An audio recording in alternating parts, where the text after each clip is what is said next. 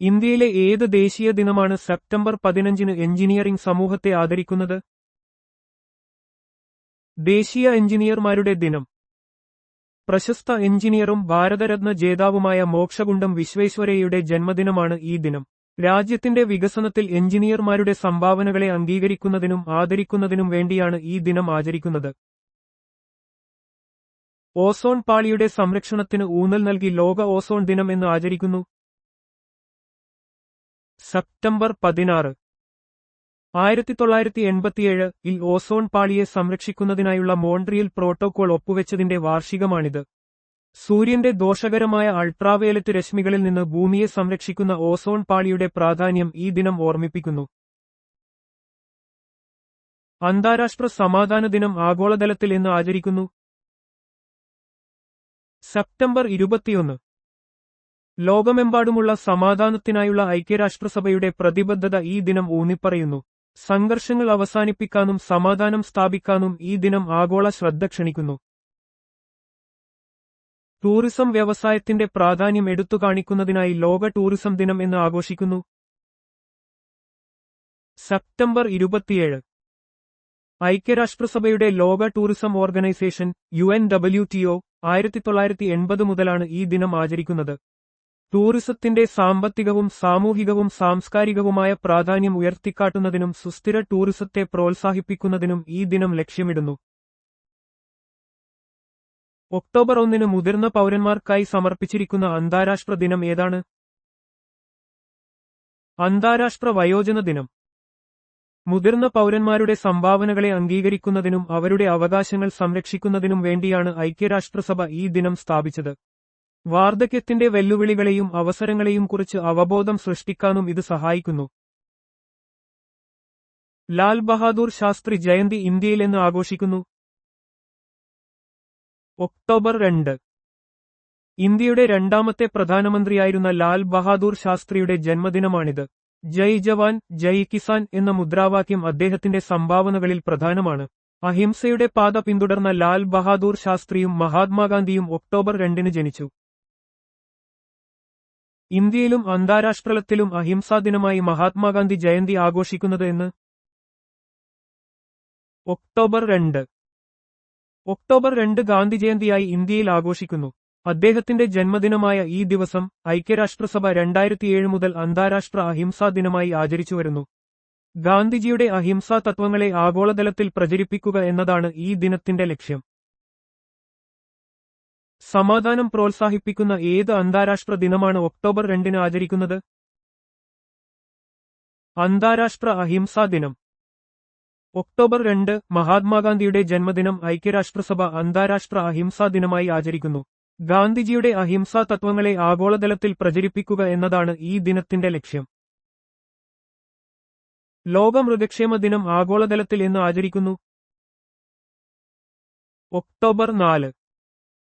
ലോക മൃഗക്ഷേമ ദിനം ഒക്ടോബർ 4-ന് ആഗോളതലത്തിൽ ആചരിക്കുന്നു. മൃഗങ്ങളുടെ അവകാശങ്ങളെയും ക്ഷേമത്തെയും കുറിച്ച് അവബോധം വളർത്തുക എന്നതാണ് ഈ ദിനത്തിന്റെ പ്രധാന ലക്ഷ്യം. സെന്റ് ഫ്രാൻസിസ് ഓഫ് അസീസിയുടെ പെരുന്നാൾ ദിനമാണ് ഇത്. ലോക ആവാസ ദിനം എന്ന് ആചരിക്കുന്നു. ഒക്ടോബറിലെ ആദ്യ തിങ്കളാഴ്ച. ഒക്ടോബർ 2, 2023-ൽ തീയതി വ്യത്യാസപ്പെടാം. എല്ലാ വർഷവും ഒക്ടോബറിലെ ആദ്യത്തെ തിങ്കളാഴ്ചയാണ് ലോക ആവാസ ദിനം ആചരിക്കുന്നത്. ഐക്യരാഷ്ട്രസഭയുടെ ആഹ്വാനപ്രകാരം മെച്ചപ്പെട്ട ഭാവിക്കായി മനുഷ്യരുടെ ആവാസവ്യവസ്ഥയുടെ പ്രാധാന്യം ഓർമ്മിപ്പിക്കുക എന്നതാണ് ഈ ദിനത്തിന്റെ ലക്ഷ്യം. 1985-ലാണ് ഐക്യരാഷ്ട്രസഭ ഇത് പ്രഖ്യാപിച്ചത്.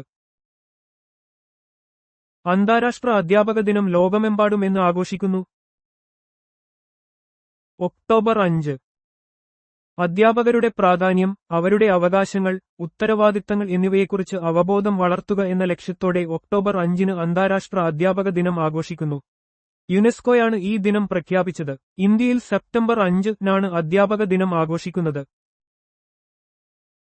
ഇന്ത്യൻ വ്യോമസേന ദിനം എന്ന് വാർഷികമായി ആഘോഷിക്കുന്നു. ഒക്ടോബർ 8. ഇന്ത്യൻ വ്യോമസേനയുടെ സ്ഥാപക ദിനമാണ് ഒക്ടോബർ 8. 1932-ൽ റോയൽ ഇന്ത്യൻ എയർഫോഴ്സായി സ്ഥാപിതമായ സേനയുടെ ധീരമായ പ്രവർത്തനങ്ങളെയും ത്യാഗങ്ങളെയും സ്മരിക്കുന്നതിനായാണ് ഈ ദിനം ആഘോഷിക്കുന്നത്. ലോക തപാൽ ദിനം ആഗോളതലത്തിൽ എന്ന് ആചരിക്കുന്നു. October 9 universal postal union UPU സ്ഥാപിച്ചതിന്റെ വാർഷിക ദിനമാണ് ഒക്ടോബർ 9.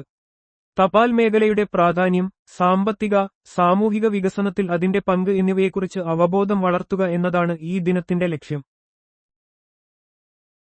ലോക മാനസികാരോഗ്യ ദിനം അന്താരാഷ്ട്രതലത്തിൽ എന്ന് ആചരിക്കുന്നു.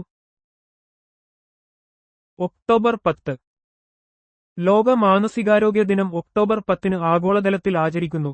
മാനസികാരോഗ്യത്തെക്കുറിച്ചുള്ള അവബോധം വർദ്ധിപ്പിക്കാനും മാനസികാരോഗ്യ സേവനങ്ങൾ എല്ലാവർക്കും ലഭ്യമാക്കാനും ഇത് സഹായിക്കുന്നു.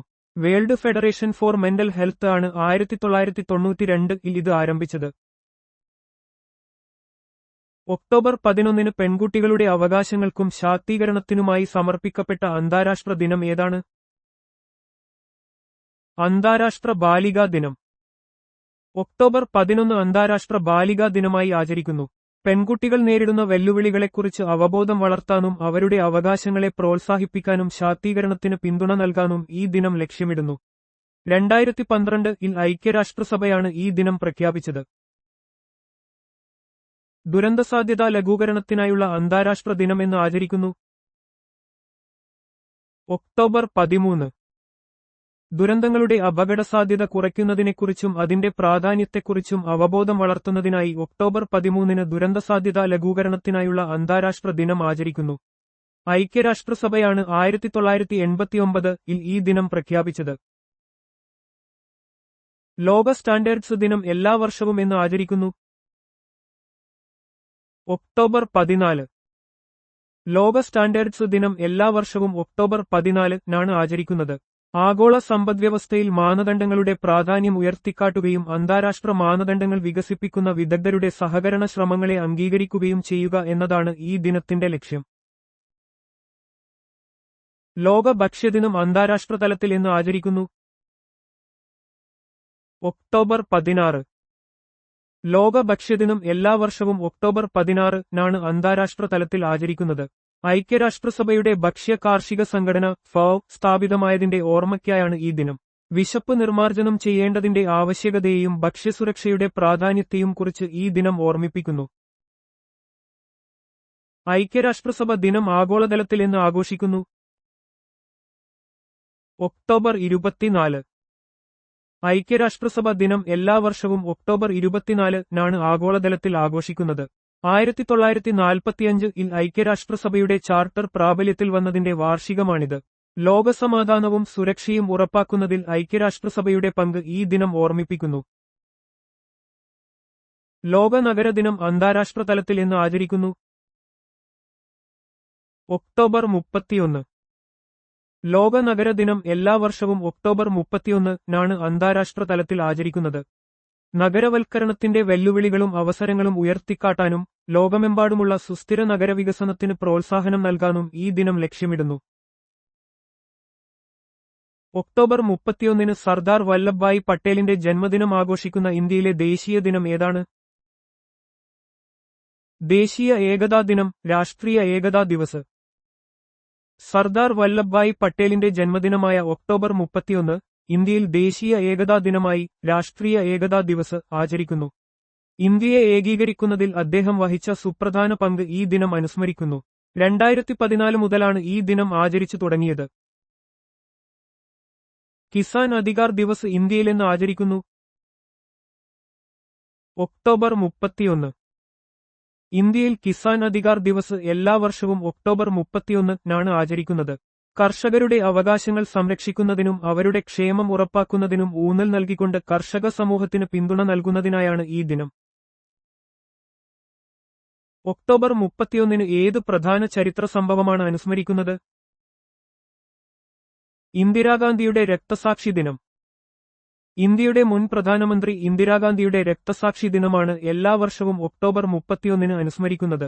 1984 ഒക്ടോബർ 31 അവർ വധിക്കപ്പെട്ടത് ഇന്ത്യയുടെ ചരിത്രത്തിലെ ഒരു പ്രധാന സംഭവമാണ്. ലോക സുനാമി ബോധവൽക്കരണ ദിനം അന്താരാഷ്ട്ര തലത്തിൽ എന്ന് ആചരിക്കുന്നു.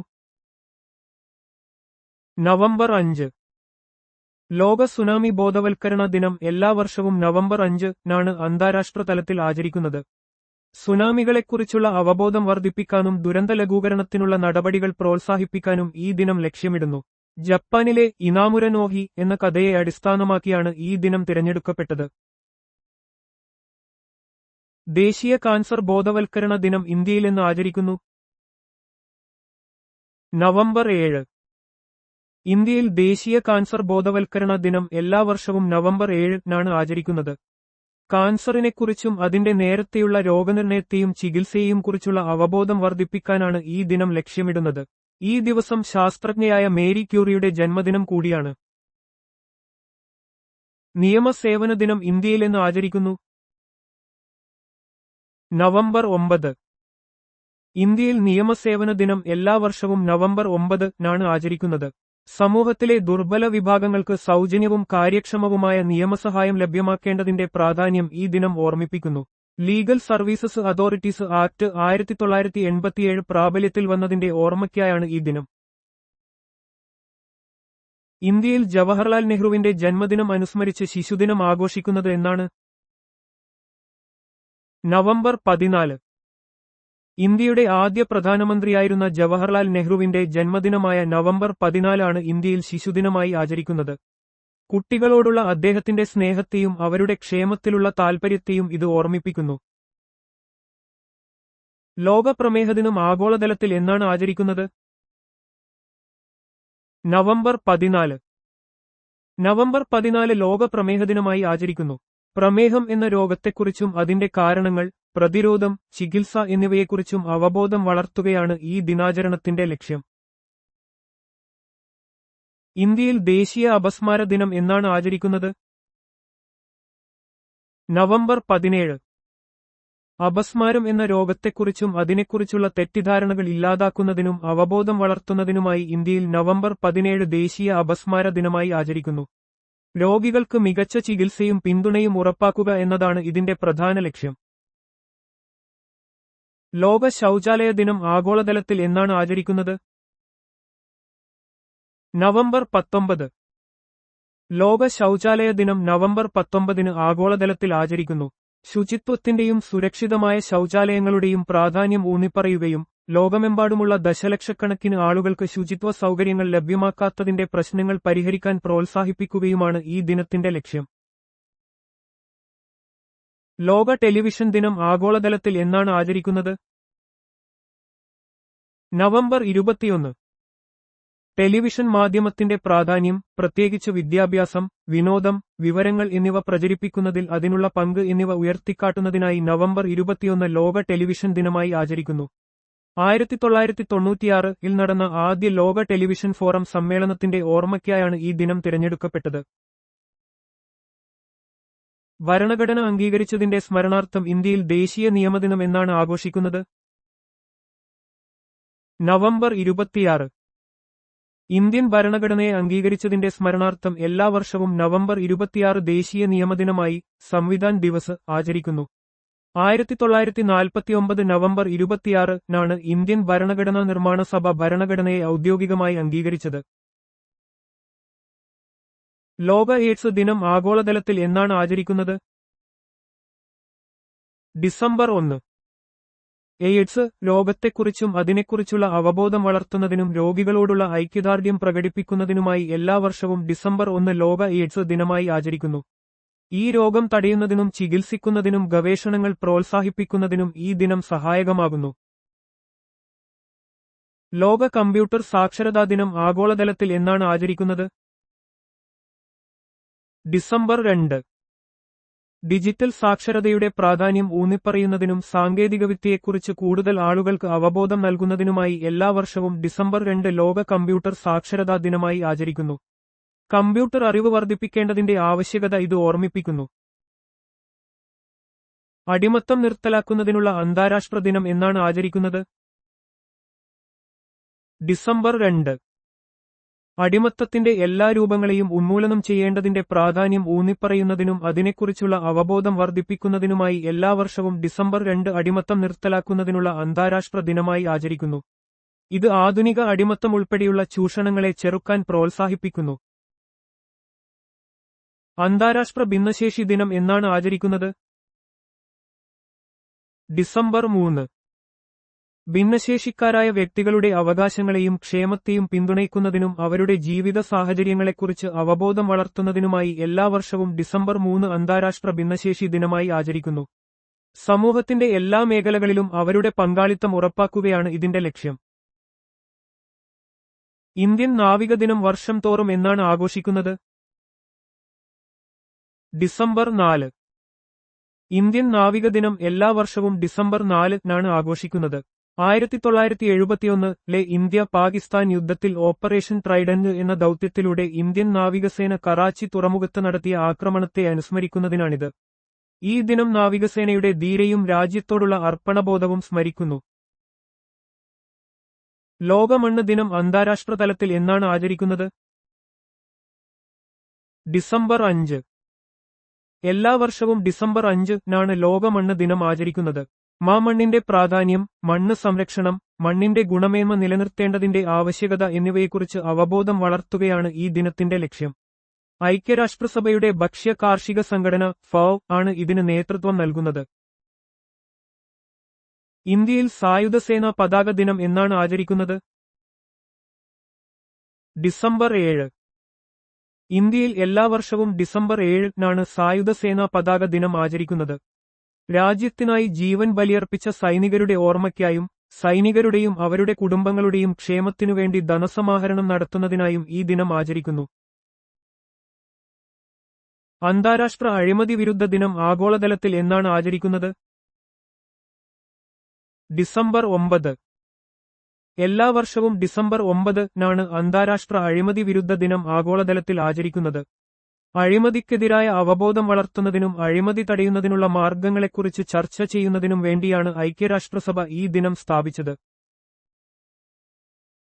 അന്താരാഷ്ട്ര മനുഷ്യാവകാശ ദിനം ആഗോളതലത്തിൽ എന്നാണ് ആചരിക്കുന്നത്? ഡിസംബർ 10. എല്ലാ വർഷവും ഡിസംബർ 10-നാണ് അന്താരാഷ്ട്ര മനുഷ്യാവകാശ ദിനം ആചരിക്കുന്നത്. 1948-ൽ ഐക്യരാഷ്ട്രസഭയുടെ പൊതുസഭ സാർവത്രിക മനുഷ്യാവകാശ പ്രഖ്യാപനം അംഗീകരിച്ചതിന്റെ വാർഷികമാണിത്. മനുഷ്യാവകാശങ്ങളെക്കുറിച്ചുള്ള അവബോധം പ്രചരിപ്പിക്കുകയും സംരക്ഷിക്കുകയും ചെയ്യുക എന്നതാണ് ഈ ദിനത്തിന്റെ പ്രധാന ലക്ഷ്യം. അന്താരാഷ്ട്ര പർവ്വത ദിനം എന്നാണ് ആചരിക്കുന്നത്? ഡിസംബർ 11. എല്ലാ വർഷവും ഡിസംബർ 11-നാണ് അന്താരാഷ്ട്ര പർവ്വത ദിനം ആചരിക്കുന്നത്. പർവ്വത പരിസ്ഥിതി വ്യവസ്ഥകളുടെ പ്രാധാന്യം, അവ നേരിടുന്ന വെല്ലുവിളികൾ, പർവ്വതങ്ങളുടെ സുസ്ഥിരമായ വികസനം എന്നിവയെക്കുറിച്ച് അവബോധം വളർത്തുന്നതിനാണ് ഈ ദിനം ഐക്യരാഷ്ട്രസഭ സ്ഥാപിച്ചത്. ഇന്ത്യയിൽ ദേശീയ ഊർജ്ജ സംരക്ഷണ ദിനം എന്നാണ് ആചരിക്കുന്നത്? ഡിസംബർ 14. ഇന്ത്യയിൽ എല്ലാ വർഷവും ഡിസംബർ 14-നാണ് ദേശീയ ഊർജ്ജ സംരക്ഷണ ദിനം ആചരിക്കുന്നത്.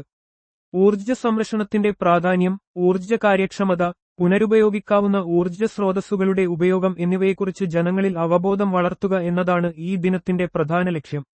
ബ്യൂറോ ഓഫ് എനർജി എഫിഷ്യൻസിയുടെ നേതൃത്വത്തിലാണ് ഇത് നടപ്പാക്കുന്നത്. അന്താരാഷ്ട്ര കുടിയേറ്റ ദിനം ആഗോളതലത്തിൽ എന്നാണ് ആചരിക്കുന്നത്? ഡിസംബർ 18. എല്ലാ വർഷവും ഡിസംബർ 18-നാണ് അന്താരാഷ്ട്ര കുടിയേറ്റ ദിനം ആഗോളതലത്തിൽ ആചരിക്കുന്നത്. കുടിയേറ്റക്കാരുടെ അവകാശങ്ങൾ സംരക്ഷിക്കുന്നതിനും കുടിയേറ്റം ലോകത്തിന് നൽകുന്ന സംഭാവനകളെക്കുറിച്ച് അവബോധം വളർത്തുന്നതിനും വേണ്ടിയാണ് ഐക്യരാഷ്ട്രസഭ ഈ ദിനം സ്ഥാപിച്ചത്. ഗോവയുടെ വിമോചന ദിനം എന്നാണ് ആഘോഷിക്കുന്നത്? ഡിസംബർ 19. എല്ലാ വർഷവും ഡിസംബർ 19-നാണ് ഗോവയുടെ വിമോചന ദിനം ആഘോഷിക്കുന്നത്. 1961-ൽ പോർച്ചുഗീസ് ഭരണത്തിൽ നിന്ന് ഇന്ത്യൻ സൈന്യം ഗോവയെ വിമോചിപ്പിച്ചതിന്റെ ഓർമ്മയ്ക്കായാണ് ഈ ദിനം ആചരിക്കുന്നത്. ഓപ്പറേഷൻ വിജയ് എന്ന സൈനിക നടപടിയിലൂടെയാണ് ഗോവയെ സ്വതന്ത്രമാക്കിയത്. ഇന്ത്യയിൽ ദേശീയ ഗണിത ദിനം എന്നാണ് ആചരിക്കുന്നത്? ഡിസംബർ 22. ഇന്ത്യയിൽ എല്ലാ വർഷവും ഡിസംബർ 22-നാണ് ദേശീയ ഗണിത ദിനം ആചരിക്കുന്നത്. പ്രശസ്ത ഗണിതശാസ്ത്രജ്ഞൻ ശ്രീനിവാസ രാമാനുജന്റെ ജന്മദിനത്തിന്റെ സ്മരണാർത്ഥമാണിത്. ഗണിതശാസ്ത്രത്തിന്റെ പ്രാധാന്യം ജനങ്ങളിലേക്ക് എത്തിക്കുക എന്നതാണ് ഈ ദിനത്തിന്റെ പ്രധാന ലക്ഷ്യം. ഇന്ത്യയിൽ ദേശീയ കർഷക ദിനം കിസാൻ ദിവസ് എപ്പോഴാണ് ആചരിക്കുന്നത്? ഇത് ചൌധരി ചരൺ സിംഗിന്റെ ജന്മവാർഷികം അനുസ്മരിക്കുന്നു. ഡിസംബർ 23. ചൗധരി ചരൺ സിംഗിന്റെ ജന്മദിനമായ ഡിസംബർ 23 ആണ് ഇന്ത്യയിൽ ദേശീയ കർഷക ദിനമായി കിസാൻ ദിവസ് ആചരിക്കുന്നത്. കർഷകരുടെയും കാർഷിക മേഖലയുടെയും പ്രാധാന്യം ജനങ്ങളെ ഓർമ്മിപ്പിക്കുക എന്നതാണ് ഈ ദിനത്തിന്റെ ലക്ഷ്യം. ഇന്ത്യയുടെ 5ാമത്തെ പ്രധാനമന്ത്രിയായിരുന്നു ചൗധരി ചരൺ സിംഗ്. ഇന്ത്യയിൽ ദേശീയ ഉപഭോക്തൃ ദിനം എപ്പോഴാണ് ആചരിക്കുന്നത്? ഡിസംബർ 24. എല്ലാ വർഷവും ഡിസംബർ 24-ന് ഇന്ത്യയിൽ ദേശീയ ഉപഭോക്തൃ ദിനം ആചരിക്കുന്നു. 1986-ൽ ഉപഭോക്തൃ സംരക്ഷണ നിയമം കൺസ്യൂമർ പ്രൊട്ടക്ഷൻ ആക്ട് പ്രസിഡന്റ് അംഗീകരിച്ചതിന്റെ സ്മരണാർത്ഥമാണിത്. ഉപഭോക്താക്കളുടെ അവകാശങ്ങളെയും ഉത്തരവാദിത്തങ്ങളെയും കുറിച്ച് അവബോധം വളർത്തുക എന്നതാണ് ഈ ദിനത്തിന്റെ പ്രധാന ലക്ഷ്യം. ഇന്ത്യയിൽ ദേശീയ സുഭരണ ദിനം എപ്പോഴാണ് ആചരിക്കുന്നത്? ഡിസംബർ 25. ഇന്ത്യയിൽ എല്ലാ വർഷവും ഡിസംബർ 25-ന് ദേശീയ സുഭരണ ദിനം ഗുഡ് ഗവർണൻസ് ഡേ ആചരിക്കുന്നു. ഇത് മുൻ പ്രധാനമന്ത്രി അടൽ ബിഹാരി വാജ്പേയിയുടെ ജന്മവാർഷികം കൂടിയാണ്. സുതാര്യവും ഉത്തരവാദിത്തമുള്ളതുമായ ഭരണം പ്രോത്സാഹിപ്പിക്കുക എന്നതാണ് ഈ ദിനത്തിലൂടെ ലക്ഷ്യമിടുന്നത്. ഏത് സംസ്ഥാനം കേന്ദ്രഭരണ പ്രദേശത്താണ് ദാൽ തടാകം സ്ഥിതി ചെയ്യുന്നത്? ജമ്മു കശ്മീർ. ശ്രീനഗറിന്റെ രത്നം എന്ന് അറിയപ്പെടുന്ന ദാൽ തടാകം ജമ്മു കശ്മീരിലെ ശ്രീനഗറിൽ സ്ഥിതി ചെയ്യുന്നു. ഇത് ജമ്മു കശ്മീരിലെ 2ാമത്തെ വലിയ തടാകമാണ്.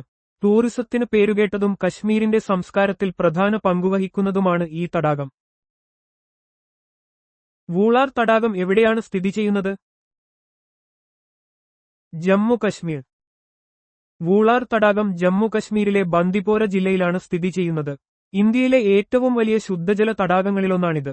തടാകത്തിന്റെ വലുപ്പം കാലാവസ്ഥയെ ആശ്രയിച്ച് 12 മുതൽ 100 ചതുരശ്ര മൈൽ വരെ വ്യത്യാസപ്പെടാറുണ്ട്. താർസർ തടാകം ഇന്ത്യയിലെ ഏത് സംസ്ഥാനം കേന്ദ്രഭരണ പ്രദേശത്താണ് സ്ഥിതി ചെയ്യുന്നത്? ജമ്മു കശ്മീർ. ജമ്മു കശ്മീരിലെ അനന്ത്നാഗ് ജില്ലയിലെ അരു ഗ്രാമത്തിൽ നിന്ന് ഏകദേശം 30 കിലോമീറ്റർ അകലെയാണ് ടാർസർ തടാകം സ്ഥിതി ചെയ്യുന്നത്. ഇത് ഉയർന്ന പ്രദേശങ്ങളിലെ ഒരു ശുദ്ധജല തടാകമാണ്. സമീപത്തുള്ള മാർസർ തടാകത്തോടൊപ്പം ഇത് ഒരു പ്രശസ്തമായ ട്രെക്കിംഗ് ലക്ഷ്യസ്ഥാനമാണ്. ഏത് സംസ്ഥാനം കേന്ദ്രഭരണ പ്രദേശത്താണ് വെരിനാഗ് തടാകം സ്ഥിതി ചെയ്യുന്നത്? ജമ്മു കശ്മീർ. ജമ്മു കശ്മീരിലെ അനന്ത്നാഗ് ജില്ലയിലാണ് വെരിനാഗ് തടാകം സ്ഥിതി ചെയ്യുന്നത്. ഇത് ജലം നദിയുടെ പ്രധാന ഉറവിടങ്ങളിലൊന്നാണ്. ഈ തടാകത്തിന് മനോഹരമായ ഒരു അഷ്ടഭുജാകൃതിയിലുള്ള കൽക്കുളമുണ്ട്. ഇത് മുഗൾ ചക്രവർത്തി ജഹാംഗീർ നിർമ്മിച്ചതാണ്. ഇന്ത്യയിലെ ഏത് പ്രദേശത്താണ് മാനസ്ബാൽ തടാകം കാണപ്പെടുന്നത്? ജമ്മു കശ്മീർ. ജമ്മു കശ്മീരിലെ ഗന്ദർബാൽ ജില്ലയിലാണ് മാനസ്ബാൽ തടാകം സ്ഥിതി ചെയ്യുന്നത്. കശ്മീർ താഴ്വരയിലെ ഏറ്റവും ആഴം കൂടിയ ശുദ്ധജല തടാകമാണിത്. ഈ തടാകം നീർക്ഷികൾക്ക് പേരുകേട്ടതാണ്. കൂടാതെ ചുറ്റുമുള്ള മുഗൾ ഗാർഡനുകളും ഇതിന്റെ ആകർഷണമാണ്. ശേഷ്നാഗ് തടാകം എവിടെയാണ് സ്ഥിതി ചെയ്യുന്നത്? ജമ്മു കശ്മീർ. ശേഷ്നാഗ് തടാകം ജമ്മു കശ്മീരിലെ അനന്ത്നാഗ് ജില്ലയിൽ അമർനാഥ് ഗുഹയിലേക്കുള്ള തീർത്ഥാടന പാതയിലാണ് സ്ഥിതി ചെയ്യുന്നത്. ഇത് ഉയർന്ന പ്രദേശങ്ങളിലുള്ള ഒരു ശുദ്ധജല തടാകമാണ്. ശേഷ്നാഗ് എന്ന ഐതിഹാസിക നാഗദേവതയുടെ പേരിലാണ് തടാകം അറിയപ്പെടുന്നത്. അനന്ത്നാഗ് തടാകം ഏത് സംസ്ഥാനം കേന്ദ്രഭരണ പ്രദേശത്താണ് സ്ഥിതി ചെയ്യുന്നത്? ജമ്മു കശ്മീർ. അനന്ത്നാഗ് തടാകം ജമ്മു കശ്മീരിലെ അനന്ത്നാഗ് ജില്ലയിലാണ് സ്ഥിതി ചെയ്യുന്നത്. ഇത് തണുത്തതും ശുദ്ധവുമായ ജലം നൽകുന്ന ഒരു പ്രധാന ജലസ്രോതസ്സാണ്. അനന്ത്നാഗ് നഗരത്തിന് സമീപം സ്ഥിതി ചെയ്യുന്ന ഈ തടാകം പ്രദേശത്തെ പ്രകൃതി സൗന്ദര്യത്തിന് സംഭാവന നൽകുന്നു. അഞ്ചാർ തടാകം ഏത് സംസ്ഥാനത്താണ് കേന്ദ്രഭരണ പ്രദേശത്താണ് സ്ഥിതി ചെയ്യുന്നത്? ജമ്മു കാശ്മീർ. അഞ്ചാർ തടാകം ജമ്മു കാശ്മീരിലെ ശ്രീനഗറിൽ സ്ഥിതി ചെയ്യുന്ന ഒരു ശുദ്ധജല തടാകമാണ്. ഇത് കാശ്മീർ താഴ്വരയിലെ പ്രധാനപ്പെട്ട തടാകങ്ങളിലൊന്നാണ്.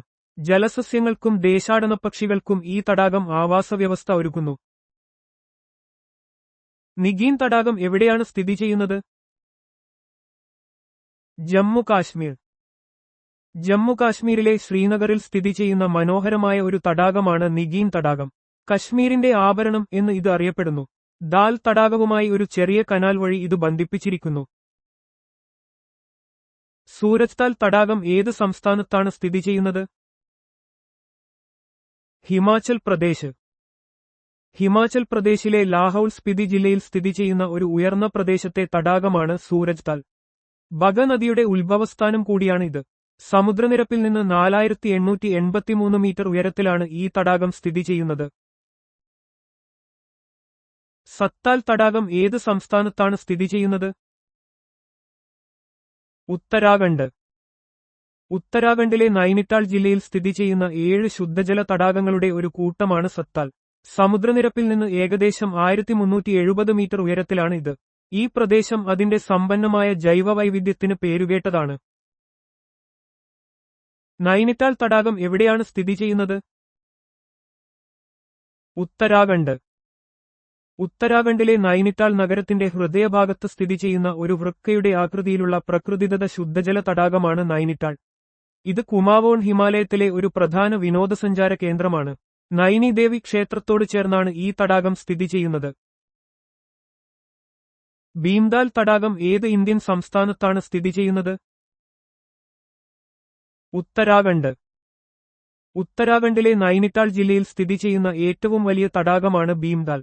ഇത് ഒരു സി ആകൃതിയിലുള്ള തടാകമാണ്. തടാകത്തിന്റെ മധ്യത്തിൽ ഒരു ദ്വീപും അവിടെ ഒരു അക്വേറിയവുമുണ്ട്. ദിയോദാൽ തടാകം ഏത് സംസ്ഥാനത്താണ് സ്ഥിതി ചെയ്യുന്നത്? ഉത്തരാഖണ്ഡ്. ഉത്തരാഖണ്ഡിലെ ചമോലി ജില്ലയിൽ സ്ഥിതി ചെയ്യുന്ന ഒരു ഉയർന്ന പ്രദേശത്തെ തടാകമാണ് ദിയോദാൽ.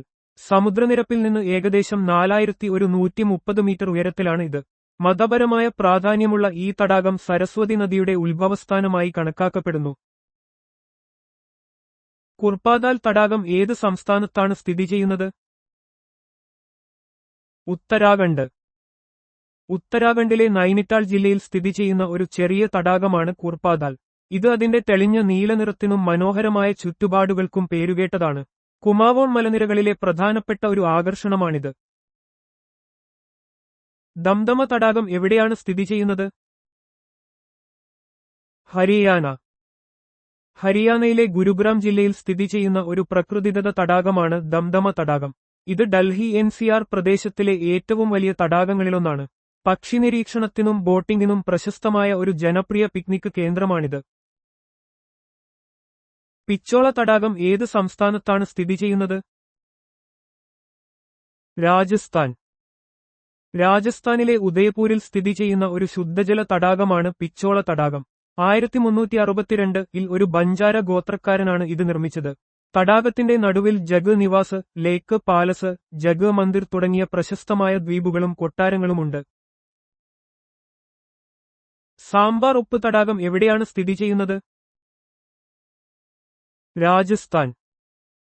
സാമ്പാർ തടാകം ഇന്ത്യയിലെ ഏറ്റവും വലിയ ഉൾനാടൻ ഉപ്പ് തടാകമാണ്. ഇത് രാജസ്ഥാനിലെ ജയ്പൂരിന് സമീപം സ്ഥിതി ചെയ്യുന്നു. ഈ തടാകം പക്ഷി നിരീക്ഷകർക്കും ഉപ്പ് ഉൽപ്പാദനത്തിനും പേരുകേട്ടതാണ്. രാജ്സമന്ദ് തടാകം ഏത് സംസ്ഥാനത്താണ് സ്ഥിതി ചെയ്യുന്നത്? രാജസ്ഥാൻ. രാജസ്ഥാനിലെ മേവാറിൽ സ്ഥിതി ചെയ്യുന്ന രാജ്സമന്ദ് തടാകം 17-ാം നൂറ്റാണ്ടിൽ മഹാറാണ രാജ് സിംഗ് നിർമ്മിച്ച ഒരു കൃത്രിമ തടാകമാണ്. ജലസേചനത്തിനും കുടിവെള്ളത്തിനും ഇത് ഉപയോഗിക്കുന്നു. ജയ്സമന്ദ് തടാകം എവിടെയാണ് സ്ഥിതി ചെയ്യുന്നത്? രാജസ്ഥാൻ. രാജസ്ഥാനിലെ ഉദയ്പൂരിൽ സ്ഥിതി ചെയ്യുന്ന ജയ്സമന്ദ് തടാകം ഇന്ത്യയിലെ ഏറ്റവും വലിയ കൃത്രിമ തടാകങ്ങളിൽ ഒന്നാണ്. 17-ാം നൂറ്റാണ്ടിൽ മഹാറാണ ജയ് സിംഗ് നിർമ്മിച്ച ഈ തടാകം ഡിബാർ തടാകം എന്നും അറിയപ്പെടുന്നു. ലുൻഗർ നാസർ തടാകം ഏത് സംസ്ഥാനത്താണ് സ്ഥിതി ചെയ്യുന്നത്? രാജസ്ഥാൻ. രാജസ്ഥാനിലെ ബിക്കാനീറിൽ സ്ഥിതി ചെയ്യുന്ന ലുൻഗർ നാസർ തടാകം ഒരു ഉപ്പ് തടാകമാണ്. ഈ തടാകം പ്രധാനമായും ഉപ്പ് ഉൽപ്പാദനത്തിന് പേരുകേട്ടതാണ്. ഫത്തേസാഗർ തടാകം എവിടെയാണ് സ്ഥിതി ചെയ്യുന്നത്? രാജസ്ഥാൻ. രാജസ്ഥാനിലെ ഉദയ്പൂരിൽ സ്ഥിതി ചെയ്യുന്ന ഫത്തേസാഗർ തടാകം ഒരു കൃത്രിമ തടാകമാണ്. 1680-കളിൽ മഹാറാണ ഫത്തേ സിംഗ് പുനർനിർമ്മിച്ച ഈ തടാകം നഗരത്തിലെ പ്രധാന വിനോദസഞ്ചാര കേന്ദ്രങ്ങളിൽ ഒന്നാണ്. ദിദ്വാന തടാകം ഏത് സംസ്ഥാനത്താണ് സ്ഥിതി ചെയ്യുന്നത്? രാജസ്ഥാൻ. രാജസ്ഥാനിലെ നാഗൂർ ജില്ലയിൽ സ്ഥിതി ചെയ്യുന്ന ദിദ്വാന തടാകം ഒരു പ്രധാന ഉപ്പ് തടാകമാണ്. ഈ തടാകം വ്യാവസായിക ഉപ്പ് ഉൽപ്പാദനത്തിന് പേരുകേട്ടതാണ്. നക്കി തടാകം എവിടെയാണ് സ്ഥിതി ചെയ്യുന്നത്? രാജസ്ഥാൻ. രാജസ്ഥാനിലെ മൗണ്ട് അബുവിലുള്ള നക്കി തടാകം ഒരു പ്രകൃതിദത്ത തടാകമാണ്. ഇത് അബു പർവ്വതത്തിലെ ഏറ്റവും ഉയരം കൂടിയ തടാകമാണ്. ഇതിനു പിന്നിൽ ഒരു പുരാണ കഥയുണ്ട്. വേമ്പനാട് തടാകം ഏത് സംസ്ഥാനത്താണ് സ്ഥിതി ചെയ്യുന്നത്? കേരളം. കേരളത്തിലെ ഏറ്റവും വലിയ തടാകവും ഇന്ത്യയിലെ ഏറ്റവും വലിയ തടാകങ്ങളിൽ ഒന്നുമാണ് വേമ്പനാട് കായൽ. ഇത് കൈനക്കരി, കുമരകം, ആലപ്പുഴ എന്നിവിടങ്ങളിലൂടെ കടന്നുപോകുന്നു. നെഹ്റു ട്രോഫി വള്ളംകളിക്ക് പേരുകേട്ട സ്ഥലമാണിത്. അഷ്ടമുടി തടാകം എവിടെയാണ് സ്ഥിതി ചെയ്യുന്നത്? കേരളം. കേരളത്തിലെ കൊല്ലം ജില്ലയിൽ സ്ഥിതി ചെയ്യുന്ന അഷ്ടമുടി കായൽ സംസ്ഥാനത്തെ രണ്ടാമത്തെ വലിയ കായലാണ്. ഇതിന് 8 ശാഖകളുള്ളതിനാൽ അഷ്ടമുടി എന്ന പേര് ലഭിച്ചു. റാംസർ സൈറ്റുകളിൽ ഒന്നായി ഇത് അംഗീകരിക്കപ്പെട്ടിട്ടുണ്ട്. പെരിയാർ തടാകം ഏത് സംസ്ഥാനത്താണ് സ്ഥിതി ചെയ്യുന്നത്? കേരളം. കേരളത്തിലെ ഇടുക്കി ജില്ലയിൽ സ്ഥിതി ചെയ്യുന്ന പെരിയാർ തടാകം പെരിയാർ വന്യജീവി സങ്കേതത്തിനുള്ളിലെ ഒരു കൃത്രിമ തടാകമാണ്. മുല്ലപ്പെരിയാർ അണക്കെട്ടിന്റെ നിർമ്മാണത്തിലൂടെയാണ് ഇത് രൂപപ്പെട്ടത്. ഇത് പ്രദേശത്തെ ജലസേചനത്തിനും ജലവിതരണത്തിനും പ്രധാന പങ്ക് വഹിക്കുന്നു. ഹുസൈൻ സാഗർ തടാകം എവിടെയാണ് സ്ഥിതി ചെയ്യുന്നത്? തെലങ്കാന. ഹുസൈൻ സാഗർ തടാകം തെലങ്കാനയിലെ ഹൈദരാബാദിലാണ് സ്ഥിതി ചെയ്യുന്നത്. ഇത് 1563-ൽ ഇബ്രാഹിം കുലി കുതുബ് ഷാ നിർമ്മിച്ച ഒരു മനുഷ്യനിർമ്മിത തടാകമാണ്. ബുധന്റെ വലിയ പ്രതിമ ഈ തടാകത്തിന്റെ നടുവിലായി സ്ഥാപിച്ചിട്ടുണ്ട്. കൊല്ലേരു തടാകം ഏത് സംസ്ഥാനത്താണ് സ്ഥിതി ചെയ്യുന്നത്? ആന്ധ്രാപ്രദേശ്. കൊല്ലേരു തടാകം ആന്ധ്രാപ്രദേശിൽ സ്ഥിതി ചെയ്യുന്ന ഇന്ത്യയിലെ ഏറ്റവും വലിയ ശുദ്ധജല തടാകങ്ങളിലൊന്നാണ്. ഇത് കൃഷ്ണ, ഗോദാവരി നദികളുടെ ഡെൽറ്റകൾക്കിടയിലാണ് സ്ഥിതി ചെയ്യുന്നത്. ഇതൊരു റാംസർ സൈറ്റ് കൂടിയാണ്. പുലിക്കാട്ട് തടാകം ഇന്ത്യയിലെ ഏത് 2 സംസ്ഥാനങ്ങളിലാണ് സ്ഥിതി ചെയ്യുന്നത്? തമിഴ്നാട് ആൻഡ് ആന്ധ്രാപ്രദേശ്. പുലിക്കാട്ട് തടാകം ഇന്ത്യയിലെ രണ്ടാമത്തെ വലിയ ഉപ്പുവെള്ള തടാകമാണ്. ഇത് തമിഴ്നാടിന്റെയും ആന്ധ്രാപ്രദേശിന്റെയും അതിർത്തിയിൽ വ്യാപിച്ചു കിടക്കുന്നു. ഫ്ലെമിംഗോകളുടെ ഒരു പ്രധാന പ്രജനന കേന്ദ്രം കൂടിയാണിത്. ബെറിജം തടാകം ഏത് സംസ്ഥാനത്താണ് സ്ഥിതി ചെയ്യുന്നത്? തമിഴ്നാട്. തമിഴ്നാട്ടിലെ കൊടൈക്കനാലിലാണ് ബെറിജം തടാകം സ്ഥിതി ചെയ്യുന്നത്. ഇത് കൊടൈക്കനാലിന്റെ പ്രധാന ശുദ്ധജല സ്രോതസ്സുകളിലൊന്നാണ്. തടാകവും അതിന്റെ പരിസരവും മനോഹരമായ പ്രകൃതി ദൃശ്യങ്ങളാൽ സമ്പന്നമാണ്. ലോക്തക് തടാകം എവിടെയാണ് സ്ഥിതി ചെയ്യുന്നത്? മണിപ്പൂർ. വടക്ക് കിഴക്കൻ ഇന്ത്യയിലെ ഏറ്റവും വലിയ ശുദ്ധജല തടാകമാണ് മണിപ്പൂരിലെ ലോക്തക് തടാകം. ലോകത്തിലെ ഏക ഒഴുകുന്ന ദേശീയോദ്യാനമായ കെയ്ബുൾ ലാംജാവോ നാഷണൽ പാർക്ക് ഈ തടാകത്തിലാണ് സ്ഥിതി ചെയ്യുന്നത്. ഫുണ്ടിസ് എന്നറിയപ്പെടുന്ന പൊങ്ങിക്കിടക്കുന്ന ദ്വീപുകൾ ഈ തടാകത്തിന്റെ പ്രത്യേകതയാണ്. ചിൽക്ക തടാകം ഏത് സംസ്ഥാനത്താണ് സ്ഥിതി ചെയ്യുന്നത്? ഒഡീഷ. ചിൽക്ക തടാകം ഒഡീഷയിൽ സ്ഥിതി ചെയ്യുന്ന ഇന്ത്യയിലെ ഏറ്റവും വലിയ ഉപ്പുവെള്ള തടാകമാണ്. ഇത് ഏഷ്യയിലെ ഏറ്റവും വലിയ തടാകങ്ങളിലൊന്നും കിഴക്കൻ തീരത്തെ ഏറ്റവും വലിയ ലഗൂണുമാണ്. ദേശാടന പക്ഷികളുടെ പ്രധാന താവളമാണിത്. ലോണാർ തടാകം എവിടെയാണ് സ്ഥിതി ചെയ്യുന്നത്? മഹാരാഷ്ട്ര. മഹാരാഷ്ട്രയിലെ ബുൽധാന ജില്ലയിലാണ് ലോണാർ തടാകം സ്ഥിതി ചെയ്യുന്നത്. ഇത് ഒരു ഉപ്പുവെള്ള ക്ഷാര തടാകമാണ്. ഒരു ഉൽക്ക പതിച്ച് രൂപപ്പെട്ടതാണ്. ഇതിനെ ഒരു ദേശീയ ഭൂമിശാസ്ത്ര പൈതൃക സ്മാരകമായി പ്രഖ്യാപിച്ചിട്ടുണ്ട്. സോമോ തടാകം ഏത് സംസ്ഥാനത്താണ് സ്ഥിതി ചെയ്യുന്നത്? സിക്കിം. സിക്കിമിൽ സ്ഥിതി ചെയ്യുന്ന ഒരു ഹിമാലയൻ തടാകമാണ് സോമോ തടാകം.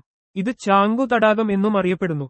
ഈ തടാകം സിക്കിമിലെ പ്രാദേശിക ബുദ്ധമതക്കാർക്കും ഹിന്ദുക്കൾക്കും പുണ്യസ്ഥലമായി കണക്കാക്കപ്പെടുന്നു. താംതിൽ തടാകം എവിടെയാണ് സ്ഥിതി ചെയ്യുന്നത്? മിസോറാം. മിസോറാമിലെ സെർച്ചിപ്പ് ജില്ലയിലാണ് താംതിൽ തടാകം സ്ഥിതി ചെയ്യുന്നത്. ഇത് മിസോറാമിലെ ഏറ്റവും പ്രധാനപ്പെട്ടതും മനോഹരവുമായ തടാകങ്ങളിൽ ഒന്നാണ്. താമരത്തടാകം എന്നും ഇത് അറിയപ്പെടുന്നു. ഖജുരാഹോയിലെ കണ്ഡരിയ മഹാദേവ ക്ഷേത്രം പണികഴിപ്പിച്ചത് ആര്? രാജാ വിദ്യാധരൻ, ചന്ദേല രാജവംശം. ഖജുരാഹോയിലെ കണ്ഡരിയ മഹാദേവ ക്ഷേത്രം ചന്ദേല രാജവംശത്തിലെ രാജാവായ വിദ്യാധരനാണ് നിർമ്മിച്ചത്. ശിവന് സമർപ്പിച്ചിരിക്കുന്ന ഈ ക്ഷേത്രം മധ്യകാല ഇന്ത്യൻ വാസ്തുവിദ്യയുടെയും ശില്പകലയുടെയും ഉത്തമോദാഹരണമാണ്. യുനെസ്കോയുടെ ലോക പൈതൃക പട്ടികയിലുള്ള ഖജുരാഹോ സ്മാരക ഗ്രൂപ്പിന്റെ ഭാഗമാണിത്. ജബൽപൂരിലെ മദൻ മഹൽ കോട്ട പണിത ഭരണാധികാരി ആര്? രാജാ മദൻ സിംഗ്. മദൻ മഹൽ കോട്ട മധ്യപ്രദേശിലെ ജബൽപൂരിൽ സ്ഥിതി ചെയ്യുന്നു. 12ാം നൂറ്റാണ്ടിൽ ഗോണ്ട് ഭരണാധികാരിയായിരുന്ന രാജാ മദൻ സിംഗ് ആണ് ഇത് നിർമ്മിച്ചത്. ഈ കോട്ട പ്രാചീന വാസ്തുവിദ്യയുടെ മികച്ച ഉദാഹരണമാണ്. ഗ്വാളിയോറിലെ മൃഗ്നേനി ഗുജ്രി മഹൽ നിർമ്മിച്ചത് ആര്? രാജാ മാൻ സിംഗ് തോമർ. ഗ്വാളിയോറിലെ ഗുജ്രി മഹൽ 15ാം നൂറ്റാണ്ടിൽ തോമർ രാജവംശത്തിലെ രാജാ മാൻ സിംഗ് തോമർ തന്റെ പ്രിയപ്പെട്ട രാജ്ഞി മൃഗ്നേനിക്കുവേണ്ടി നിർമ്മിച്ചതാണ്. ഈ മഹൽ നിലവിൽ പുരാവസ്തു മ്യൂസിയമായി പ്രവർത്തിക്കുന്നു. ഛതർപൂരിലെ ഖജുരാഹോയിലുള്ള ലക്ഷ്മണ ക്ഷേത്രം നിർമ്മിച്ചത് ഏത് ചന്ദേല ഭരണാധികാരിയാണ്? യശോവർമൻ ചന്ദേല ഭരണാധികാരി. ഖജുരാഹോയിലെ ലക്ഷ്മണ ക്ഷേത്രം ചന്ദേല രാജാവായ യശോവർമൻ ക്രി. 930നും 950നും ഇടയിലാണ് നിർമ്മിച്ചത്. വിഷ്ണുവിന് സമർപ്പിച്ചിരിക്കുന്ന ഈ ക്ഷേത്രം ഖജുരാഹോയിലെ പടിഞ്ഞാറൻ ഗ്രൂപ്പ് ക്ഷേത്രങ്ങളിൽ ഏറ്റവും വലുതും മനോഹരവുമാണ്. ദാറിലെ ദാർ കോട്ട പണിതത് ആര്? രാജാ ഭോജ് ഒന്നാമൻ. മധ്യപ്രദേശിലെ ദാർ ജില്ലയിൽ സ്ഥിതി ചെയ്യുന്ന ദാർ കോട്ട പരമാര രാജാവായ ഭോജൻ ഒന്നാമനാണ് നിർമ്മിച്ചതെന്ന് വിശ്വസിക്കപ്പെടുന്നു.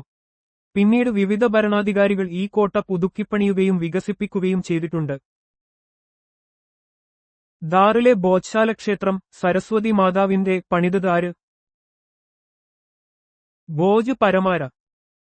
മധ്യപ്രദേശിലെ ദാർ ജില്ലയിലുള്ള ബോധ്ശാല സരസ്വതി ക്ഷേത്രം 11ാം നൂറ്റാണ്ടിൽ പരമാര രാജാവായ ഭോജാണ് നിർമ്മിച്ചത്.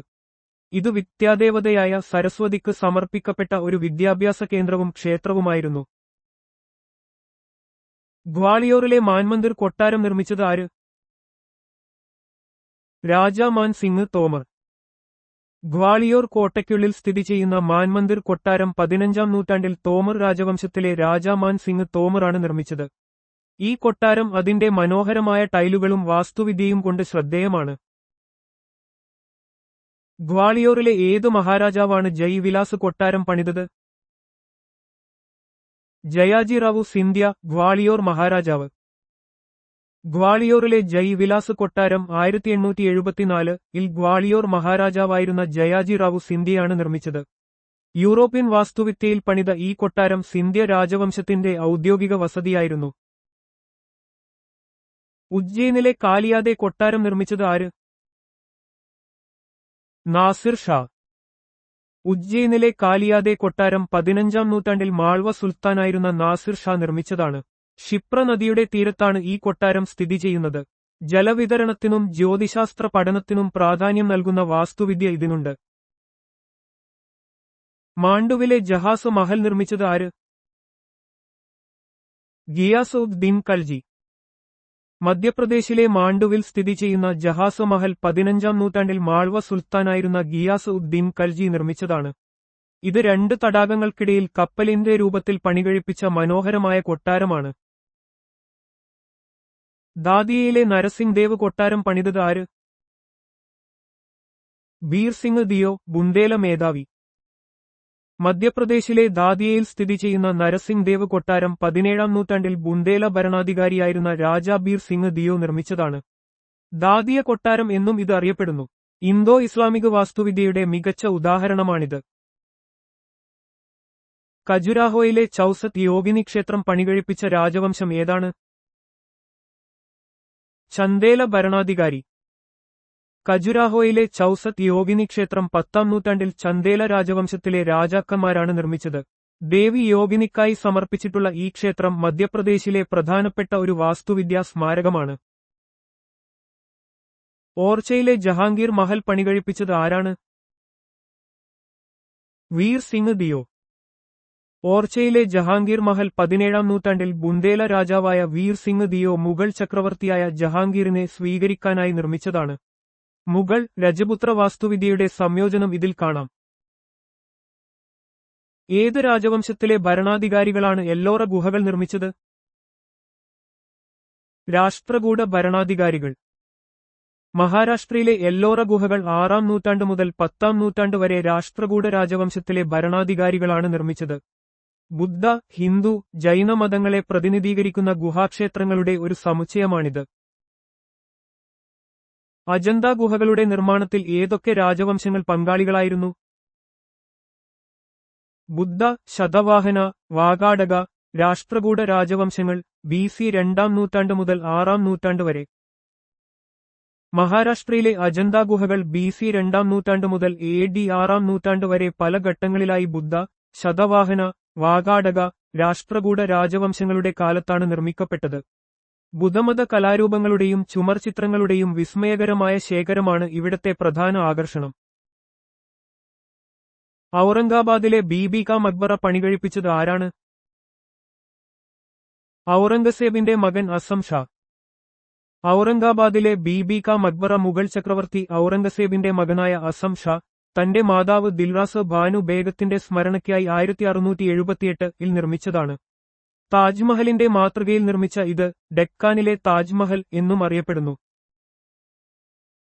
ഏത് ഭരണാധികാരികളാണ് എലിഫന്റ ഗുഹകൾ നിർമ്മിച്ചത്? കളച്ചൂരി, രാഷ്ട്രകൂട ഭരണാധികാരികൾ. മുംബൈയിലെ എലിഫന്റ ഗുഹകൾ 6-ാം നൂറ്റാണ്ട് മുതൽ 8-ാം നൂറ്റാണ്ട് വരെയുള്ള കാലഘട്ടങ്ങളിൽ കളച്ചൂരി, രാഷ്ട്രകൂട രാജവംശത്തിലെ ഭരണാധികാരികളാണ് നിർമ്മിച്ചത്. ശൈവമതവുമായി ബന്ധപ്പെട്ട ശില്പങ്ങൾക്കും ഗുഹാക്ഷേത്രങ്ങൾക്കും ഈ ഗുഹകൾ പ്രശസ്തമാണ്. മുംബൈയിലെ ഛത്രപതി ശിവാജി ടെർമിനസിന്റെ വിക്ടോറിയ ടെർമിനസ് ശില്പി ആരായിരുന്നു? F.W. സ്റ്റീവൻസ്, ശില്പി. മുംബൈയിലെ ഛത്രപതി ശിവാജി ടെർമിനസ്, പഴയ വിക്ടോറിയ ടെർമിനസ്, 1887-ൽ ബ്രിട്ടീഷ് വാസ്തുവിദ്യാരൻ F.W. സ്റ്റീവൻസ് രൂപകൽപ്പന ചെയ്തതാണ്. ഗോതിക് പുനരുത്ഥാന വാസ്തുവിദ്യയുടെ ഒരു ഉത്തമ ഉദാഹരണമായി ഇത് കണക്കാക്കപ്പെടുന്നു. മുംബൈയിലെ ഗേറ്റ്വേ ഓഫ് ഇന്ത്യയുടെ ശില്പി ആരായിരുന്നു? ജോർജ് വിറ്ററ്റ്, ശില്പി. മുംബൈയിലെ ഗേറ്റ്വേ ഓഫ് ഇന്ത്യ 1911-ൽ ബ്രിട്ടീഷ് വാസ്തുവിദ്യാരൻ ജോർജ് വിറ്ററ്റ് രൂപകൽപ്പന ചെയ്തതാണ്. 1911-ൽ ഇന്ത്യ സന്ദർശിച്ച കിങ് ജോർജ് അഞ്ചാമനെയും ക്വീൻ മേരിയെയും സ്വാഗതം ചെയ്യാനാണ് ഇത് നിർമ്മിച്ചത്. ചെന്നൈയിലെ സെന്റ് ജോർജ് കോട്ട പണികഴിപ്പിച്ചത് ആരാണ്? ഫ്രാൻസിസ് ഡേയും ആൻഡ്രൂ കോഗനും, ബ്രിട്ടീഷ് ഈസ്റ്റ് ഇന്ത്യ കമ്പനിയുടെ പ്രതിനിധികൾ. ചെന്നൈയിലെ സെന്റ് ജോർജ് കോട്ട 1644-ൽ ബ്രിട്ടീഷ് ഈസ്റ്റ് ഇന്ത്യ കമ്പനിയുടെ പ്രതിനിധികളായ ഫ്രാൻസിസ് ഡേയും ആൻഡ്രൂ കോഗനും ചേർന്ന് നിർമ്മിച്ചതാണ്. ഇന്ത്യയിലെ ബ്രിട്ടീഷ് ഭരണത്തിന്റെ ആദ്യകാല കോട്ടകളിൽ ഒന്നാണിത്. കാഞ്ചീപുരത്തെ കൈലാസനാഥ ക്ഷേത്രം പണികഴിപ്പിച്ച പല്ലവ രാജാവ് ആരാണ്? രാജസിംഹൻ, പല്ലവ രാജാവ്. കാഞ്ചീപുരത്തെ പ്രസിദ്ധമായ കൈലാസനാഥർ ക്ഷേത്രം പല്ലവ രാജാവായ രാജസിംഹൻ 2-ാം നരസിംഹവർമ്മൻ 8-ാം നൂറ്റാണ്ടിൽ നിർമ്മിച്ചതാണ്. ദ്രാവിഡ വാസ്തുവിദ്യയുടെ മികച്ച ഉദാഹരണങ്ങളിലൊന്നായി ഇത് കണക്കാക്കപ്പെടുന്നു. വിവേകാനന്ദ റോക്ക് മെമ്മോറിയൽ എവിടെയാണ് സ്ഥിതി ചെയ്യുന്നത്? കന്യാകുമാരി. കന്യാകുമാരിയിലെ ഒരു പ്രധാന വിനോദസഞ്ചാര കേന്ദ്രമാണ് വിവേകാനന്ദ റോക്ക് മെമ്മോറിയൽ. സ്വാമി വിവേകാനന്ദൻ ഇവിടെ ധ്യാനിച്ചിരുന്നു എന്ന് വിശ്വസിക്കപ്പെടുന്നു. 1970-ൽ അദ്ദേഹത്തിന്റെ സ്മരണാർത്ഥമാണ് ഇത് നിർമ്മിച്ചത്. ആസാം റൈഫിൾസിന് നൽകിയിട്ടുള്ള വിളിപ്പേരുകൾ എന്തൊക്കെയാണ്? അതിന്റെ ആസ്ഥാനം എവിടെയാണ് സ്ഥിതി ചെയ്യുന്നത്? ആസാം റൈഫിൾസ്, വടക്കുകിഴക്കിന്റെ കാവൽക്കാർ, sentinels of the north east എന്നും മലയോര ജനതയുടെ സുഹൃത്തുക്കൾ, friends of the hill people എന്നും അറിയപ്പെടുന്നു. അതിന്റെ ആസ്ഥാനം ഷില്ലോങ്ങിലാണ്. ആസാം റൈഫിൾസ് അതിന്റെ പ്രവർത്തനങ്ങളുടെ പേരിൽ വടക്കുകിഴക്കിന്റെ കാവൽക്കാർ, മലയോര ജനതയുടെ സുഹൃത്തുക്കൾ എന്നീ വിളിപ്പേരുകളിൽ അറിയപ്പെടുന്നു. മേഘാലയയുടെ തലസ്ഥാനമായ ഷില്ലോങ്ങിലാണ് ഈ സേനയുടെ ആസ്ഥാനം സ്ഥിതി ചെയ്യുന്നത്. വടക്കുകിഴക്കൻ സംസ്ഥാനങ്ങളിലെ സമാധാനവും സുരക്ഷയും ഉറപ്പാക്കുന്നതിൽ ഈ സേനയ്ക്ക് ഒരു പ്രധാന പങ്കുണ്ട്. ക്രൗൺ റെപ്രസെന്റേറ്റീവ് പോലീസ് എപ്പോഴാണ് സ്ഥാപിതമായത്? എപ്പോഴാണ് ഇത് central reserve police force CRPF എന്ന് പുനർനാമകരണം ചെയ്തത്? ക്രൗൺ റെപ്രസെന്റേറ്റീവ് പോലീസ് 1939 ജൂലൈ 27-ന് സ്ഥാപിതമായി. ഇത് 1949 ഡിസംബർ 28-ന് CRPF എന്ന് പുനർനാമകരണം ചെയ്യപ്പെട്ടു. ബ്രിട്ടീഷ് ഭരണകാലത്ത് 1939 ജൂലൈ 27-ന് ക്രൗൺ റെപ്രസെന്റേറ്റീവ് പോലീസ് എന്ന പേരിൽ സ്ഥാപിച്ച സേനയാണ് central reserve police force CRPF. ഇന്ത്യക്ക് സ്വാതന്ത്ര്യം ലഭിച്ചതിനുശേഷം 1949 ഡിസംബർ 28 ഇത് സിആർപിഎഫ് എന്ന് പുനർനാമകരണം ചെയ്യപ്പെട്ടു. രാജ്യത്തിന്റെ ആഭ്യന്തര സുരക്ഷ നിലനിർത്തുന്നതിൽ സിആർപിഎഫ് ഒരു പ്രധാന പങ്ക് വഹിക്കുന്നു. സെൻട്രൽ റിസർവ് പോലീസ് ഫോഴ്സിന്റെ സിആർപിഎഫ് ഭാഗമായ പ്രത്യേക സേന ഏതാണ്? അത് എപ്പോഴാണ് സ്ഥാപിതമായത്? Rapid action force Raf central reserve police ഫോഴ്സിന്റെ സിആർപിഎഫ് ഭാഗമാണ്. ഇത് 1991 ഡിസംബർ 11 സ്ഥാപിക്കപ്പെടുകയും 1992 ഒക്ടോബറിൽ പൂർണ്ണമായി നിലവിൽ വരികയും ചെയ്തു. വർഗീയ കലാപങ്ങൾ, ക്രമസമാധാന പ്രശ്നങ്ങൾ എന്നിവ കൈകാര്യം ചെയ്യുന്നതിനായി രൂപീകരിച്ച റാപ്പിഡ് ആക്ഷൻ ഫോഴ്സ് റാഫ് സിആർപിഎഫിന്റെ ഒരു പ്രത്യേക വിഭാഗമാണ്. 1991 ഡിസംബർ 11 ഇത് സ്ഥാപിക്കപ്പെട്ടു. അതിവേഗം പ്രതികരിച്ച് സാഹചര്യങ്ങൾ നിയന്ത്രിക്കുക എന്നതാണ് റാഫിന്റെ പ്രധാന ദൗത്യം. വനിതാ ബറ്റാലിയനുകളുടെ കാര്യത്തിൽ അർദ്ധസൈനിക വിഭാഗങ്ങളിൽ സെൻട്രൽ റിസർവ് പോലീസ് ഫോഴ്സിന് സിആർപിഎഫ് ഉള്ള സവിശേഷത എന്താണ്? അർദ്ധസൈനിക വിഭാഗങ്ങളിൽ 6 വനിതാ ബറ്റാലിയനുകളുള്ള ഏക സേനയാണ് സിആർപിഎഫ്. 1986 സ്ഥാപിച്ച 88ാം വനിതാ ബറ്റാലിയനാണ് ആദ്യത്തേത്. ഇന്ത്യയിലെ അർദ്ധസൈനിക വിഭാഗങ്ങളിൽ 6 വനിതാ ബറ്റാലിയനുകളുള്ള ഏക സേനയാണ് central reserve police force CRPF. സ്ത്രീ ശാക്തീകരണത്തിന്റെ ഭാഗമായി 1986 സ്ഥാപിച്ച 88ാം വനിതാ ബറ്റാലിയനാണ് ഈ രംഗത്ത് സിആർപിഎഫിന് മുൻകൈ നൽകിയത്. ഇത് സ്ത്രീകൾക്ക് പ്രതിരോധ മേഖലയിൽ അവസരങ്ങൾ നൽകുന്നതിൽ ഒരു മാതൃകയാണ്. സശസ്ത്ര സീമാ ബലിന്റെ എസ്എസ്ബി യഥാർത്ഥ പേര് എന്തായിരുന്നു? എപ്പോഴാണ് അത് പുനർനാമകരണം ചെയ്തത്? സശസ്ത്ര സീമാ ബൽ എസ്എസ്ബി യഥാർത്ഥത്തിൽ 1963 special service bureau special service bureau എന്ന പേരിലാണ് രൂപീകരിച്ചത്. 2003 ഡിസംബർ 15 ഇത് സശസ്ത്ര സീമാ ബൽ എന്ന് പുനർനാമകരണം ചെയ്യപ്പെട്ടു. 1963 ചൈനയുമായുള്ള യുദ്ധത്തിനു ശേഷം അതിർത്തി പ്രദേശങ്ങളിലെ ജനങ്ങൾക്കിടയിൽ ദേശസ്നേഹം വളർത്തുക എന്ന ലക്ഷ്യത്തോടെ സ്പെഷ്യൽ സർവീസ് ബ്യൂറോ എന്ന പേരിലാണ് സശസ്ത്ര സീമാ ബൽ എസ്എസ്ബി രൂപീകരിച്ചത്. 2003 ഡിസംബർ 15 ഇതിന് സശസ്ത്ര സീമാ ബൽ എന്ന് പേരുമാറ്റുകയും ഇന്ത്യ-നേപ്പാൾ, ഇന്ത്യ-ഭൂട്ടാൻ അതിർത്തികൾ സംരക്ഷിക്കുന്നതിനുള്ള ചുമതല നൽകുകയും ചെയ്തു. Indo Tibetan border police ITBP രൂപീകരിച്ചത് എന്ന് അതിന്റെ ആസ്ഥാനം എവിടെ? എന്താണ് അതിന്റെ മുദ്രാവാക്യം? Indo Tibetan border police ITBP 1962 ഒക്ടോബറിൽ രൂപീകരിച്ചു. ഇതിന്റെ ആസ്ഥാനം ന്യൂഡൽഹിയിലാണ്. ശൗര്യ, ദൃഢത, കർമ്മനിഷ്ഠ, ധീരത, സ്ഥിരത, കർത്തവ്യനിഷ്ഠ എന്നതാണ് അതിന്റെ മുദ്രാവാക്യം. Indo Tibetan border police ITBP ചൈനയുമായി അതിർത്തി പങ്കിടുന്ന ഇന്ത്യയുടെ പ്രദേശങ്ങൾ സംരക്ഷിക്കുന്നതിനായി രൂപീകരിച്ച ഒരു കേന്ദ്ര സായുധ പോലീസ് സേനയാണ്.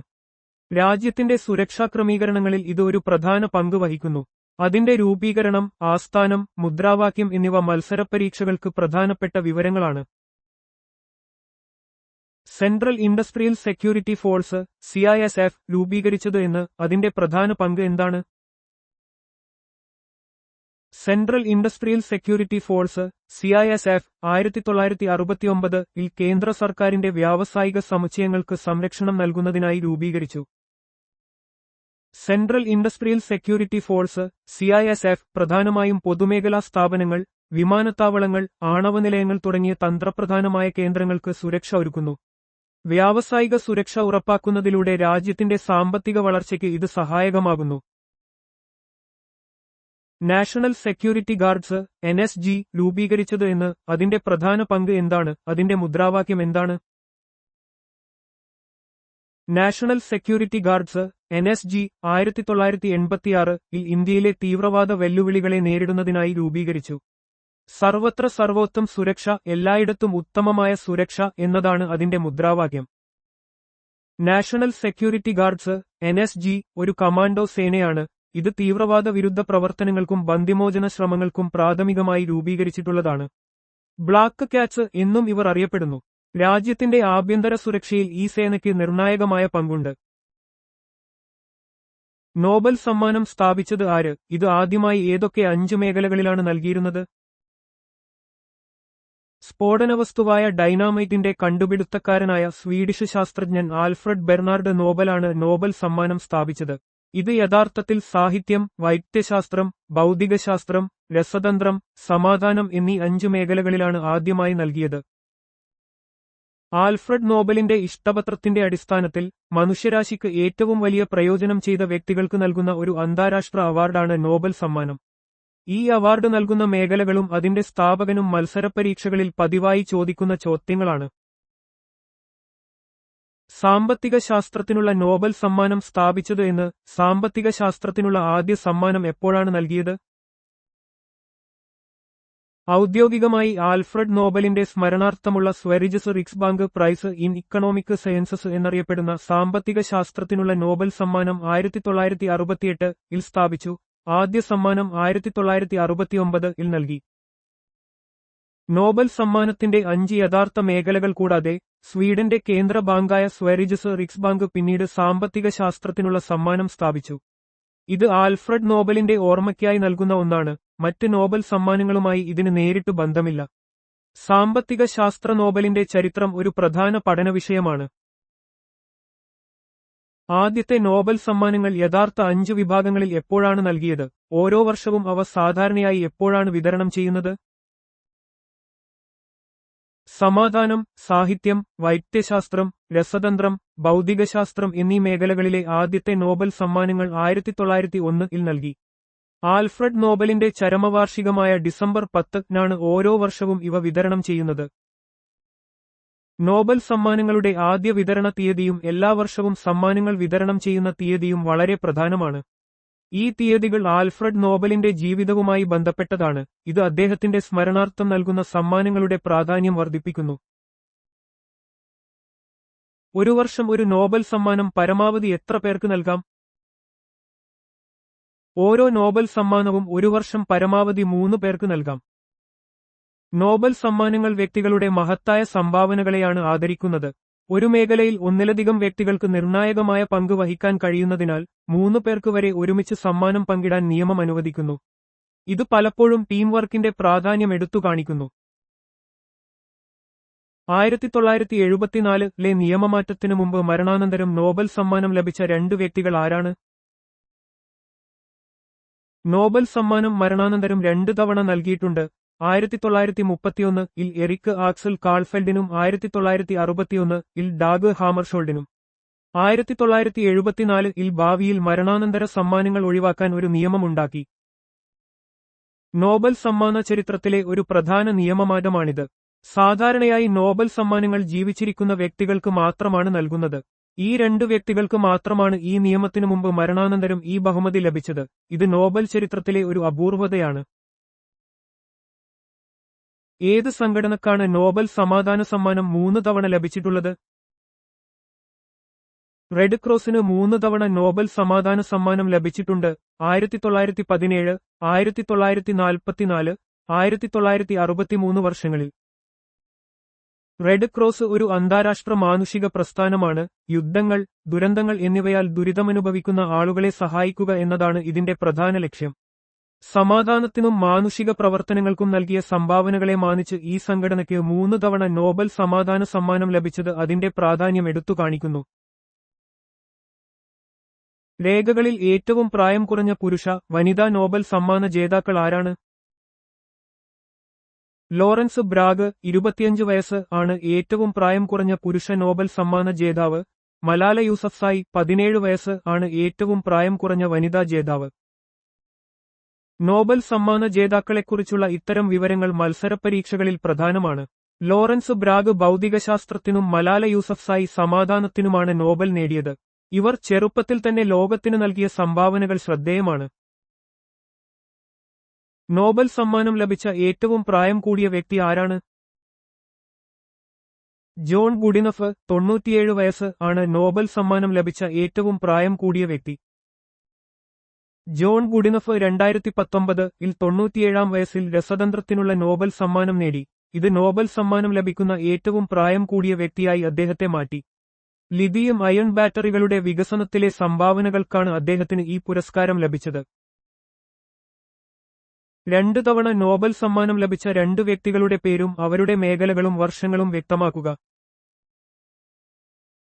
മാരി ക്യൂറിക്ക് 1903 ഭൗതികശാസ്ത്രത്തിലും 1911 രസതന്ത്രത്തിലും നോബൽ സമ്മാനം ലഭിച്ചു.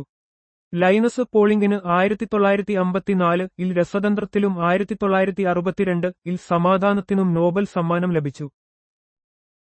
നോബൽ സമ്മാനം 2 തവണ നേടിയ അപൂർവം വ്യക്തികളിൽ മാരി ക്യൂറി, ലൈനസ് പോളിംഗ് എന്നിവർ ഉൾപ്പെടുന്നു. മാരി ക്യൂറി റേഡിയേഷൻ പഠനങ്ങൾക്ക് 2 വ്യത്യസ്ത ശാസ്ത്ര ശാഖകളിൽ സമ്മാനം നേടിയപ്പോൾ ലൈനസ് പോളിംഗ് രസതന്ത്രത്തിലും ആണവ നിരായുധീകരണ ശ്രമങ്ങൾക്ക് സമാധാനത്തിലും സമ്മാനം നേടി. ആഗോള ദാരിദ്ര്യ നിർമ്മാർജ്ജനത്തിനുള്ള ഒരു പരീക്ഷണാത്മക സമീപനത്തിന് 2019-ൽ സാമ്പത്തിക ശാസ്ത്രത്തിനുള്ള നോബൽ സമ്മാനം ലഭിച്ചത് ആർക്കാണ്? അദ്ദേഹത്തിന്റെ പ്രശസ്തമായ ചില പുസ്തകങ്ങൾ ഏതെല്ലാം? ഇന്ത്യൻ അമേരിക്കൻ സാമ്പത്തിക ശാസ്ത്രജ്ഞനായ അഭിജിത് ബാനർജിക്ക് എസ്തർ ഡുഫ്ലോ, മൈക്കിൾ ക്രമർ എന്നിവരുമായി ചേർന്ന് 2019-ൽ സാമ്പത്തിക ശാസ്ത്രത്തിനുള്ള നോബൽ സമ്മാനം ലഭിച്ചു.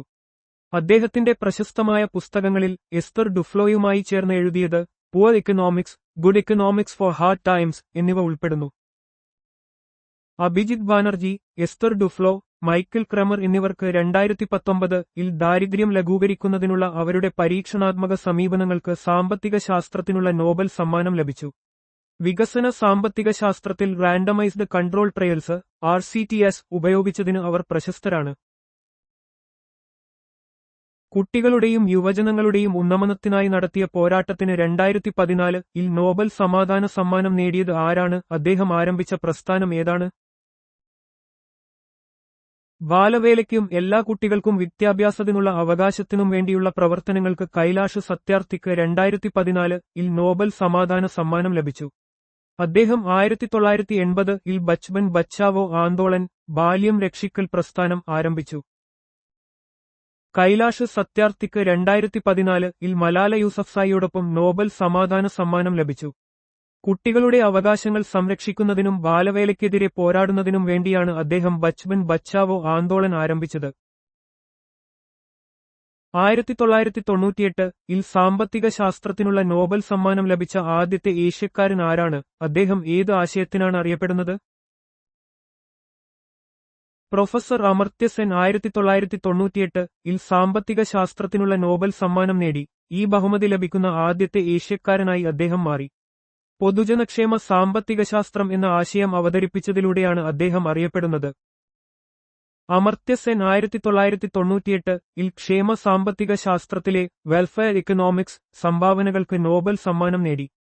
ദാരിദ്ര്യം, ക്ഷാമം, വികസനം എന്നിവയെക്കുറിച്ചുള്ള അദ്ദേഹത്തിന്റെ പഠനങ്ങൾ ആഗോളതലത്തിൽ ശ്രദ്ധ നേടി. നക്ഷത്രങ്ങളുടെ ഘടനയുടെയും പരിണാമത്തിന്റെയും പ്രധാനപ്പെട്ട ഭൗതിക പ്രക്രിയകളെക്കുറിച്ചുള്ള സൈദ്ധാന്തിക പഠനങ്ങൾക്ക് 1983-ൽ ഭൗതികശാസ്ത്രത്തിനുള്ള നോബൽ സമ്മാനം ലഭിച്ചത് ആർക്കാണ്? അദ്ദേഹത്തിന്റെ പേരിൽ അറിയപ്പെടുന്ന പരിധി ഏതാണ്? ഭൗതികശാസ്ത്രജ്ഞനായ ഡോക്ടർ സുബ്രഹ്മണ്യൻ ചന്ദ്രശേഖറിന് 1983-ൽ ഭൗതികശാസ്ത്രത്തിനുള്ള നോബൽ സമ്മാനം ലഭിച്ചു. വൈറ്റ് ഡ്വാർഫ് നക്ഷത്രങ്ങളെക്കുറിച്ചുള്ള സിദ്ധാന്തത്തിനും സ്ഥിരതയുള്ള ഒരു വൈറ്റ് ഡ്വാർഫ് നക്ഷത്രത്തിന്റെ പരമാവധി പിണ്ഡം നിർവചിക്കുന്ന ചന്ദ്രശേഖർ പരിധി ക്കും വേണ്ടിയാണ് അദ്ദേഹം അറിയപ്പെടുന്നത്. ഡോക്ടർ സുബ്രഹ്മണ്യൻ ചന്ദ്രശേഖർക്ക് 1983-ൽ നക്ഷത്രങ്ങളുടെ ഘടനയെയും പരിണാമത്തെയും കുറിച്ചുള്ള പഠനങ്ങൾക്ക് നോബൽ സമ്മാനം ലഭിച്ചു. ചന്ദ്രശേഖർ പരിധി എന്നത് ഒരു നക്ഷത്രത്തിന് വൈറ്റ് ഡ്വാർഫ് ആയി സ്ഥിരമായി നിലനിൽക്കാൻ കഴിയുന്ന പരമാവധി പിണ്ഡത്തെ സൂചിപ്പിക്കുന്നു. ഇത് നക്ഷത്ര പരിണാമത്തിലെ ഒരു നിർണായക കണ്ടെത്തലാണ്. മനുഷ്യസ്നേഹപരമായ പ്രവർത്തനങ്ങൾക്ക് 1979-ൽ നോബൽ സമാധാന സമ്മാനം ലഭിച്ചത് ആർക്കാണ്? അവരുടെ ജനനനാമവും അവർ സ്ഥാപിച്ച സംഘടനയും ഏതാണ്? മദർ തെരേസയ്ക്ക് 1979-ൽ നോബൽ സമാധാന സമ്മാനം ലഭിച്ചു. അവരുടെ കുട്ടിക്കാലത്തെ പേര് ആഗ്നസ് ഗോൺഷ ബോജാക്ഷിയു എന്നായിരുന്നു. അവർ മിഷനറീസ് ഓഫ് ചാരിറ്റിയും നിർമ്മൽ ഹൃദയയും സ്ഥാപിച്ചു. മദർ തെരേസ, ആഗ്നസ് ഗോൺഷ ബോജാക്ഷിയു എന്ന പേരിൽ ജനിച്ച ഇവർ കൊൽക്കത്തയിലെ ദരിദ്രർക്കിടയിൽ നടത്തിയ സേവനങ്ങൾക്ക് പേരുകേട്ടതാണ്. 1979-ൽ സമാധാനത്തിനുള്ള നോബൽ സമ്മാനം ലഭിച്ച ഇവർ മിഷനറീസ് ഓഫ് ചാരിറ്റി എന്ന സംഘടന സ്ഥാപിച്ചു. ജനിതക കോഡിനെക്കുറിച്ചും പ്രോട്ടീൻ സിന്തസിസിലെ അതിന്റെ പങ്കിനെക്കുറിച്ചുമുള്ള ഗവേഷണത്തിന് 1968-ൽ വൈദ്യശാസ്ത്രത്തിനുള്ള നോബൽ സമ്മാനം ലഭിച്ചത് ആർക്കാണ്? Hargobind ഖുറാനയ്ക്ക് 1968-ൽ marshal Nirenberg, Robert holy എന്നിവരുമായി ചേർന്ന് വൈദ്യശാസ്ത്ര ഗവേഷണത്തിനുള്ള നോബൽ സമ്മാനം ലഭിച്ചു. ജനിതക കോഡും പ്രോട്ടീൻ സിന്തസിസിലെ അതിന്റെ പങ്കും അദ്ദേഹം വിശദീകരിച്ചു. ഡോക്ടർ ഹർഗോബിന്ദ് ഖുറാനയ്ക്ക് 1968-ൽ ജനിതക കോഡും കോശത്തിലെ പ്രോട്ടീൻ സിന്തസിസിലുള്ള അതിന്റെ പ്രാധാന്യവും മനസ്സിലാക്കിയതിന് വൈദ്യശാസ്ത്രത്തിനുള്ള നോബൽ സമ്മാനം ലഭിച്ചു. ജീൻ സിന്തസിസിലെ അദ്ദേഹത്തിന്റെ കണ്ടുപിടുത്തങ്ങൾ ജനിതക എഞ്ചിനീയറിംഗിന് വഴിയൊരുക്കി. 1930-ൽ ഭൗതികശാസ്ത്രത്തിനുള്ള നോബൽ സമ്മാനം ലഭിച്ച ആദ്യത്തെ ഇന്ത്യക്കാരൻ ആരാണ്? അദ്ദേഹത്തിന്റെ പേരിൽ അറിയപ്പെടുന്ന പ്രതിഭാസം ഏതാണ്? Doctor CV. രാമൻ ചന്ദ്രശേഖര വെങ്കിട്ടരാമൻ ആയിരുന്നു 1930-ൽ ഭൗതികശാസ്ത്രത്തിനുള്ള നോബൽ സമ്മാനം ലഭിച്ച ആദ്യത്തെ ഇന്ത്യക്കാരൻ. പ്രകാശികശാസ്ത്രത്തിലെ ഓപ്റ്റിക്സ് അദ്ദേഹത്തിന്റെ പ്രധാന ഗവേഷണങ്ങൾക്കാണ് ഈ പുരസ്കാരം ലഭിച്ചത്. അദ്ദേഹത്തിന്റെ കണ്ടുപിടുത്തം രാമൻ പ്രഭാവം എന്നറിയപ്പെടുന്നു. Sir CV. രാമന് 1930-ൽ നോബൽ സമ്മാനം ലഭിച്ചത് രാമൻ പ്രഭാവം എന്ന പ്രതിഭാസം കണ്ടുപിടിച്ചതിനാണ്. ഒരു സുതാര്യ മാധ്യമത്തിലൂടെ പ്രകാശം കടന്നുപോകുമ്പോൾ അതിന്റെ തരംഗദൈർഘ്യത്തിൽ വരുന്ന മാറ്റത്തെക്കുറിച്ചാണ് ഈ കണ്ടെത്തൽ. ഇത് സ്പെക്ട്രോസ്കോപ്പിക്ക് വളരെ പ്രധാനപ്പെട്ടതാണ്. സാഹിത്യത്തിനുള്ള നോബൽ സമ്മാനം നേടിയ ആദ്യത്തെ ഇന്ത്യക്കാരൻ ആരാണ്? ഏതു വർഷമാണ്? ഏത് പ്രശസ്ത കൃതിക്കാണ് അദ്ദേഹത്തിന് ലഭിച്ചത്? രവീന്ദ്രനാഥ ടാഗോർ ആയിരുന്നു 1913-ൽ സാഹിത്യത്തിനുള്ള നോബൽ സമ്മാനം നേടിയ ആദ്യത്തെ ഇന്ത്യക്കാരൻ. അദ്ദേഹത്തിന്റെ പ്രശസ്തമായ കവിതാസമാഹാരം ഗീതാഞ്ജലി ക്കാണ് ഈ പുരസ്കാരം ലഭിച്ചത്. രവീന്ദ്രനാഥ ടാഗോറിന് 1913-ൽ അദ്ദേഹത്തിന്റെ കവിതാസമാഹാരമായ ഗീതാഞ്ജലി ക്ക് സാഹിത്യത്തിനുള്ള നോബൽ സമ്മാനം ലഭിച്ചു. ഇത് ഏഷ്യയിൽ നിന്നുള്ള ഒരാൾക്ക് ലഭിക്കുന്ന ആദ്യത്തെ നോബൽ സമ്മാനമായിരുന്നു. അദ്ദേഹത്തിന്റെ കവിതകൾ, നാടകങ്ങൾ, ഗാനങ്ങൾ, ചിത്രങ്ങൾ എന്നിവ ഇന്ത്യൻ സംസ്കാരത്തിന് വലിയ സംഭാവനകൾ നൽകി. 2009-ൽ റൈബോസോമുകളുടെ ഘടനയെയും പ്രവർത്തനത്തെയും കുറിച്ചുള്ള പഠനത്തിന് രസതന്ത്രത്തിനുള്ള നോബൽ സമ്മാനം ലഭിച്ചത് ആർക്കാണ്? 2009-ൽ തോമസ് സ്റ്റീറ്റ്സിനും ആദാ യോനാഥിനുമൊപ്പം റൈബോസോമുകളുടെ ഘടനയെയും പ്രവർത്തനത്തെയും കുറിച്ചുള്ള പഠനത്തിന് വെങ്കടരാമൻ രാമകൃഷ്ണന് രസതന്ത്രത്തിനുള്ള നോബൽ സമ്മാനം ലഭിച്ചു. വെങ്കടരാമൻ രാമകൃഷ്ണൻ, തോമസ് സ്റ്റീറ്റ്സ്, ആദാ യോനാഥ് എന്നിവർക്ക് 2009-ൽ രസതന്ത്രത്തിനുള്ള നോബൽ സമ്മാനം ലഭിച്ചത് റൈബോസോമുകളുടെ ഘടനയെയും പ്രവർത്തനത്തെയും കുറിച്ചുള്ള പഠനത്തിനാണ്. ശരീരത്തിലെ പ്രോട്ടീൻ നിർമ്മാണത്തിന് സഹായിക്കുന്ന തന്മാത്രാ യന്ത്രങ്ങളാണ് റൈബോസോമുകൾ. ഈ കണ്ടെത്തൽ ആന്റിബയോട്ടിക്കുകളുടെ വികസനത്തിന് പ്രധാനപ്പെട്ട ഉൾക്കാഴ്ചകൾ നൽകി. ഓസ്കാർ അവാർഡുകൾ, അക്കാദമി അവാർഡുകൾ ആദ്യമായി ആരംഭിച്ചത് എപ്പോഴാണ്? ഏത് സംഘടനയാണ് അവ സമ്മാനിക്കുന്നത്? ഓസ്കാർ അവാർഡുകൾ 1929-ൽ ആരംഭിച്ചു. US. National academy of Motion Picture Arts and Science ആണ് അവ സമ്മാനിക്കുന്നത്. ലോകത്തിലെ ഏറ്റവും പ്രശസ്തമായ ചലച്ചിത്ര അവാർഡുകളിലൊന്നാണ് ഓസ്കാർ അവാർഡുകൾ. 1929-ൽ സ്ഥാപിതമായ ഈ പുരസ്കാരങ്ങൾ സിനിമാ വ്യവസായത്തിലെ മികവിനെ അംഗീകരിക്കുന്നു. അമേരിക്കയിലെ National academy of Motion Picture Arts and Science ആണ് ഈ പുരസ്കാരങ്ങൾ നൽകുന്നത്. ഓസ്കാർ അവാർഡും നോബൽ സമ്മാനവും ലഭിച്ച 2 വ്യക്തികളുടെ പേര് പറയുക. ജോർജ് ബെർണാർഡ് ഷായും ബോബ് ഡിലനും ഓസ്കാർ അവാർഡും നോബൽ സമ്മാനവും സാഹിത്യത്തിന് നേടിയിട്ടുണ്ട്. ജോർജ് ബെർണാർഡ് ഷാ സാഹിത്യത്തിനുള്ള നോബൽ സമ്മാനം 1925, മികച്ച തിരക്കഥയ്ക്കുള്ള ഓസ്കാർ 1938, ബോബ് ഡിലൻ സാഹിത്യത്തിനുള്ള നോബൽ സമ്മാനം 2016, മികച്ച ഗാനത്തിനുള്ള ഓസ്കാർ 2001 എന്നിവരാണ് ഓസ്കാർ അവാർഡും നോബൽ സമ്മാനവും നേടിയ ശ്രദ്ധേയരായ വ്യക്തികൾ. വിവിധ മേഖലകളിലെ അവരുടെ അസാധാരണമായ കഴിവുകൾ ഇത് എടുത്തുകാണിക്കുന്നു. മികച്ച വിദേശ ഭാഷാ ഓസ്കാർ അവാർഡിന് നാമനിർദ്ദേശം ചെയ്യപ്പെട്ട ആദ്യ ഇന്ത്യൻ സിനിമ ഏതായിരുന്നു? മെഹബൂബ് ഖാന്റെ മദർ ഇന്ത്യ 1958 ആയിരുന്നു മികച്ച വിദേശ ഭാഷാ ഓസ്കാർ അവാർഡിന് നാമനിർദ്ദേശം ചെയ്യപ്പെട്ട ആദ്യ ഇന്ത്യൻ സിനിമ. ഇന്ത്യൻ സിനിമയുടെ അന്താരാഷ്ട്ര തലത്തിലുള്ള അംഗീകാരത്തിന്റെ ഒരു സുപ്രധാന നാഴികക്കല്ലാണ് മദർ ഇന്ത്യ. 1958-ൽ മികച്ച വിദേശ ഭാഷാ ചിത്രത്തിനുള്ള ഓസ്കാർ പുരസ്കാരത്തിന് നാമനിർദ്ദേശം ചെയ്യപ്പെട്ട ആദ്യ ഇന്ത്യൻ ചലച്ചിത്രമാണിത്. മെഹബൂബ് ഖാൻ സംവിധാനം ചെയ്ത ഈ ചിത്രം ഇന്ത്യയിലെ ഗ്രാമീണ ജീവിതത്തിന്റെയും സ്ത്രീശക്തിയുടെയും പ്രതീകമായി നിലകൊള്ളുന്നു. ഓസ്കാർ അവാർഡ് ലഭിച്ച ആദ്യ ഇന്ത്യൻ വനിത ആരാണ്? ഏത് സിനിമയിലെ പ്രകടനത്തിനാണ് അവർക്ക് പുരസ്കാരം ലഭിച്ചത്? ബാനു അത്തേ ആയിരുന്നു ഓസ്കാർ അവാർഡ് ലഭിച്ച ആദ്യ ഇന്ത്യൻ വനിത. ഗാന്ധി എന്ന സിനിമയിലെ വസ്ത്രാലങ്കാരത്തിനാണ് അവർക്ക് പുരസ്കാരം ലഭിച്ചത്. 1983 റിച്ചാർഡ് ആറ്റൻബറോ സംവിധാനം ചെയ്ത ഗാന്ധി എന്ന സിനിമയിലെ മികച്ച വസ്ത്രാലങ്കാരത്തിന് ഭാനു അത്തയ്യ ഓസ്കാർ അവാർഡ് നേടി. ഒരു ഓസ്കാർ നേടുന്ന ആദ്യ ഇന്ത്യൻ വനിത എന്ന നിലയിൽ ഇത് ചരിത്രപരമായ നേട്ടമാണ്. ഇന്ത്യൻ കലാകാരന്മാർക്ക് ആഗോള അംഗീകാരം ലഭിക്കുന്നതിന്റെ തുടക്കമായിരുന്നു ഇത്. Life time achievement Oscar award ലഭിച്ച ആദ്യ ഇന്ത്യക്കാരൻ ആരാണ്? സത്യജിത് റേ ആയിരുന്നു life time achievement Oscar honorary award 1992 ലഭിച്ച ആദ്യ ഇന്ത്യക്കാരൻ. അദ്ദേഹത്തിന്റെ ചലച്ചിത്രരംഗത്തെ സംഭാവനകൾ പരിഗണിച്ചായിരുന്നു ഈ പുരസ്കാരം. ലോകത്തിലെ ഏറ്റവും മഹത്തായ ചലച്ചിത്ര സംവിധായകരിൽ ഒരാളായി സത്യജിത് റേ പരക്കെ അംഗീകരിക്കപ്പെട്ടിരിക്കുന്നു. 1992 അദ്ദേഹത്തിന്റെ ചലച്ചിത്രരംഗത്തെ സമഗ്ര സംഭാവനകൾക്ക് ഓസ്കാർ അവാർഡിന്റെ ലൈഫ് ടൈം അച്ചീവ്മെന്റ് പുരസ്കാരം ലഭിച്ചു.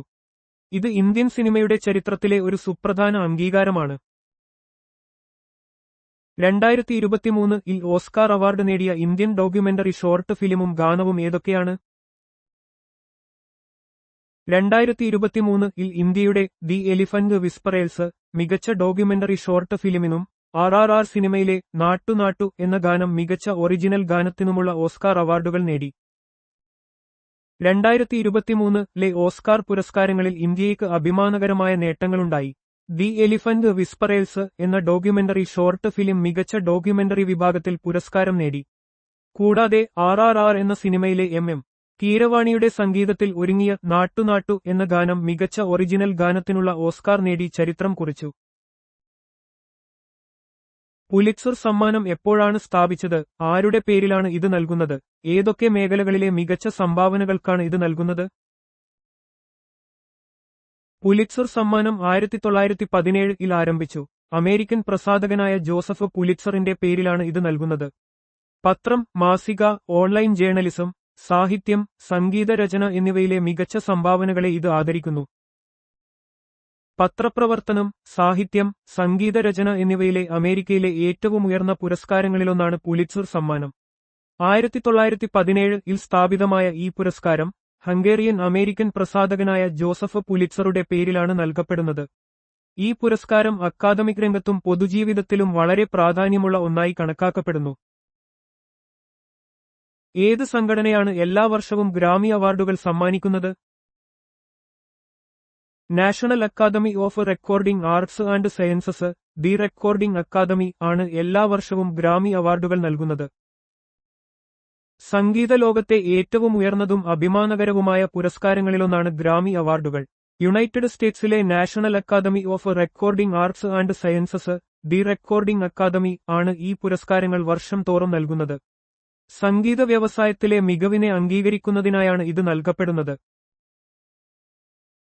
ലോക ടൂറിസം സംഘടനയുടെ UNWTO ആസ്ഥാനം എവിടെയാണ്? അത് എപ്പോഴാണ് സ്ഥാപിതമായത്? Madrid, Spain. 1975 സ്ഥാപിതമായി. ലോക ടൂറിസം സംഘടന UNWTO ഐക്യരാഷ്ട്രസഭയുടെ ഒരു പ്രത്യേക ഏജൻസിയാണ്. ഇത് ഉത്തരവാദിത്തമുള്ളതും സുസ്ഥിരവും എല്ലാവരെയും ഉൾക്കൊള്ളുന്നതുമായ ടൂറിസം പ്രോത്സാഹിപ്പിക്കുന്നു. 1975 സ്ഥാപിതമായ ഈ സംഘടന ലോകമെമ്പാടുമുള്ള ടൂറിസം വികസനത്തിൽ പ്രധാന പങ്ക് വഹിക്കുന്നു. ഇതിന്റെ ആസ്ഥാനം സ്പെയിനിലെ മാഡ്രിഡിലാണ്. അന്താരാഷ്ട്ര സിവിൽ ഏവിയേഷൻ സംഘടനയുടെ ICAO ആസ്ഥാനം എവിടെയാണ്? അത് സ്ഥാപിതമായ വർഷം ഏതാണ്? Montreal, Canada. 1944 സ്ഥാപിതമായി. അന്താരാഷ്ട്ര സിവിൽ ഏവിയേഷൻ സംഘടന ICAO സുരക്ഷിതവും ചിട്ടയായതുമായ ആഗോള സിവിൽ ഏവിയേഷൻ വികസനം ഉറപ്പാക്കാൻ ലക്ഷ്യമിടുന്നു. 1944 ചിക്കാഗോ കൺവെൻഷൻ വഴി സ്ഥാപിതമായ ഈ സംഘടന അന്താരാഷ്ട്ര വ്യോമയാനത്തിന് മാനദണ്ഡങ്ങളും ശുപാർശ ചെയ്ത രീതികളും വികസിപ്പിക്കുന്നു.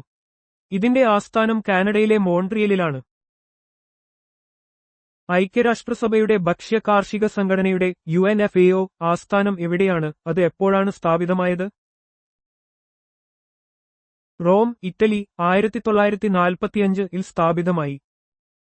ഐക്യരാഷ്ട്രസഭയുടെ ഭക്ഷ്യ കാർഷിക സംഘടന UNFAO വിശപ്പ് ഇല്ലാതാക്കാനും പോഷകാഹാരം മെച്ചപ്പെടുത്താനും ഭക്ഷ്യസുരക്ഷ ഉറപ്പാക്കാനും ലക്ഷ്യമിടുന്നു. 1945 സ്ഥാപിതമായ ഈ സംഘടന കാർഷിക വികസനം, ഗ്രാമീണ വികസനം, മത്സ്യബന്ധനം, വനവൽക്കരണം എന്നിവയിൽ രാജ്യങ്ങൾക്ക് സഹായം നൽകുന്നു. ഇതിന്റെ ആസ്ഥാനം ഇറ്റലിയിലെ റോമിലാണ്. അന്താരാഷ്ട്ര കാർഷിക വികസന നിധിയുടെ IFAD ആസ്ഥാനം എവിടെയാണ്, അത് സ്ഥാപിതമായ വർഷം ഏതാണ്? Rome, Italy. 1977 സ്ഥാപിതമായി. ഐക്യരാഷ്ട്രസഭയുടെ ഒരു പ്രത്യേക ഏജൻസിയായ IFAD വികസ്വര രാജ്യങ്ങളിലെ ഗ്രാമീണ ദാരിദ്ര്യം ഇല്ലാതാക്കാൻ ലക്ഷ്യമിടുന്നു. കാർഷിക മേഖലയിലെ ഉത്പാദനക്ഷമത വർദ്ധിപ്പിക്കുന്നതിനും ഗ്രാമീണ ജനതയുടെ ജീവിതനിലവാരം മെച്ചപ്പെടുത്തുന്നതിനും ഇത് പ്രവർത്തിക്കുന്നു. യുനെസ്കോയുടെ ആസ്ഥാനം എവിടെയാണ്, അത് എപ്പോഴാണ് സ്ഥാപിതമായത്? Paris, France. 1946 സ്ഥാപിതമായി.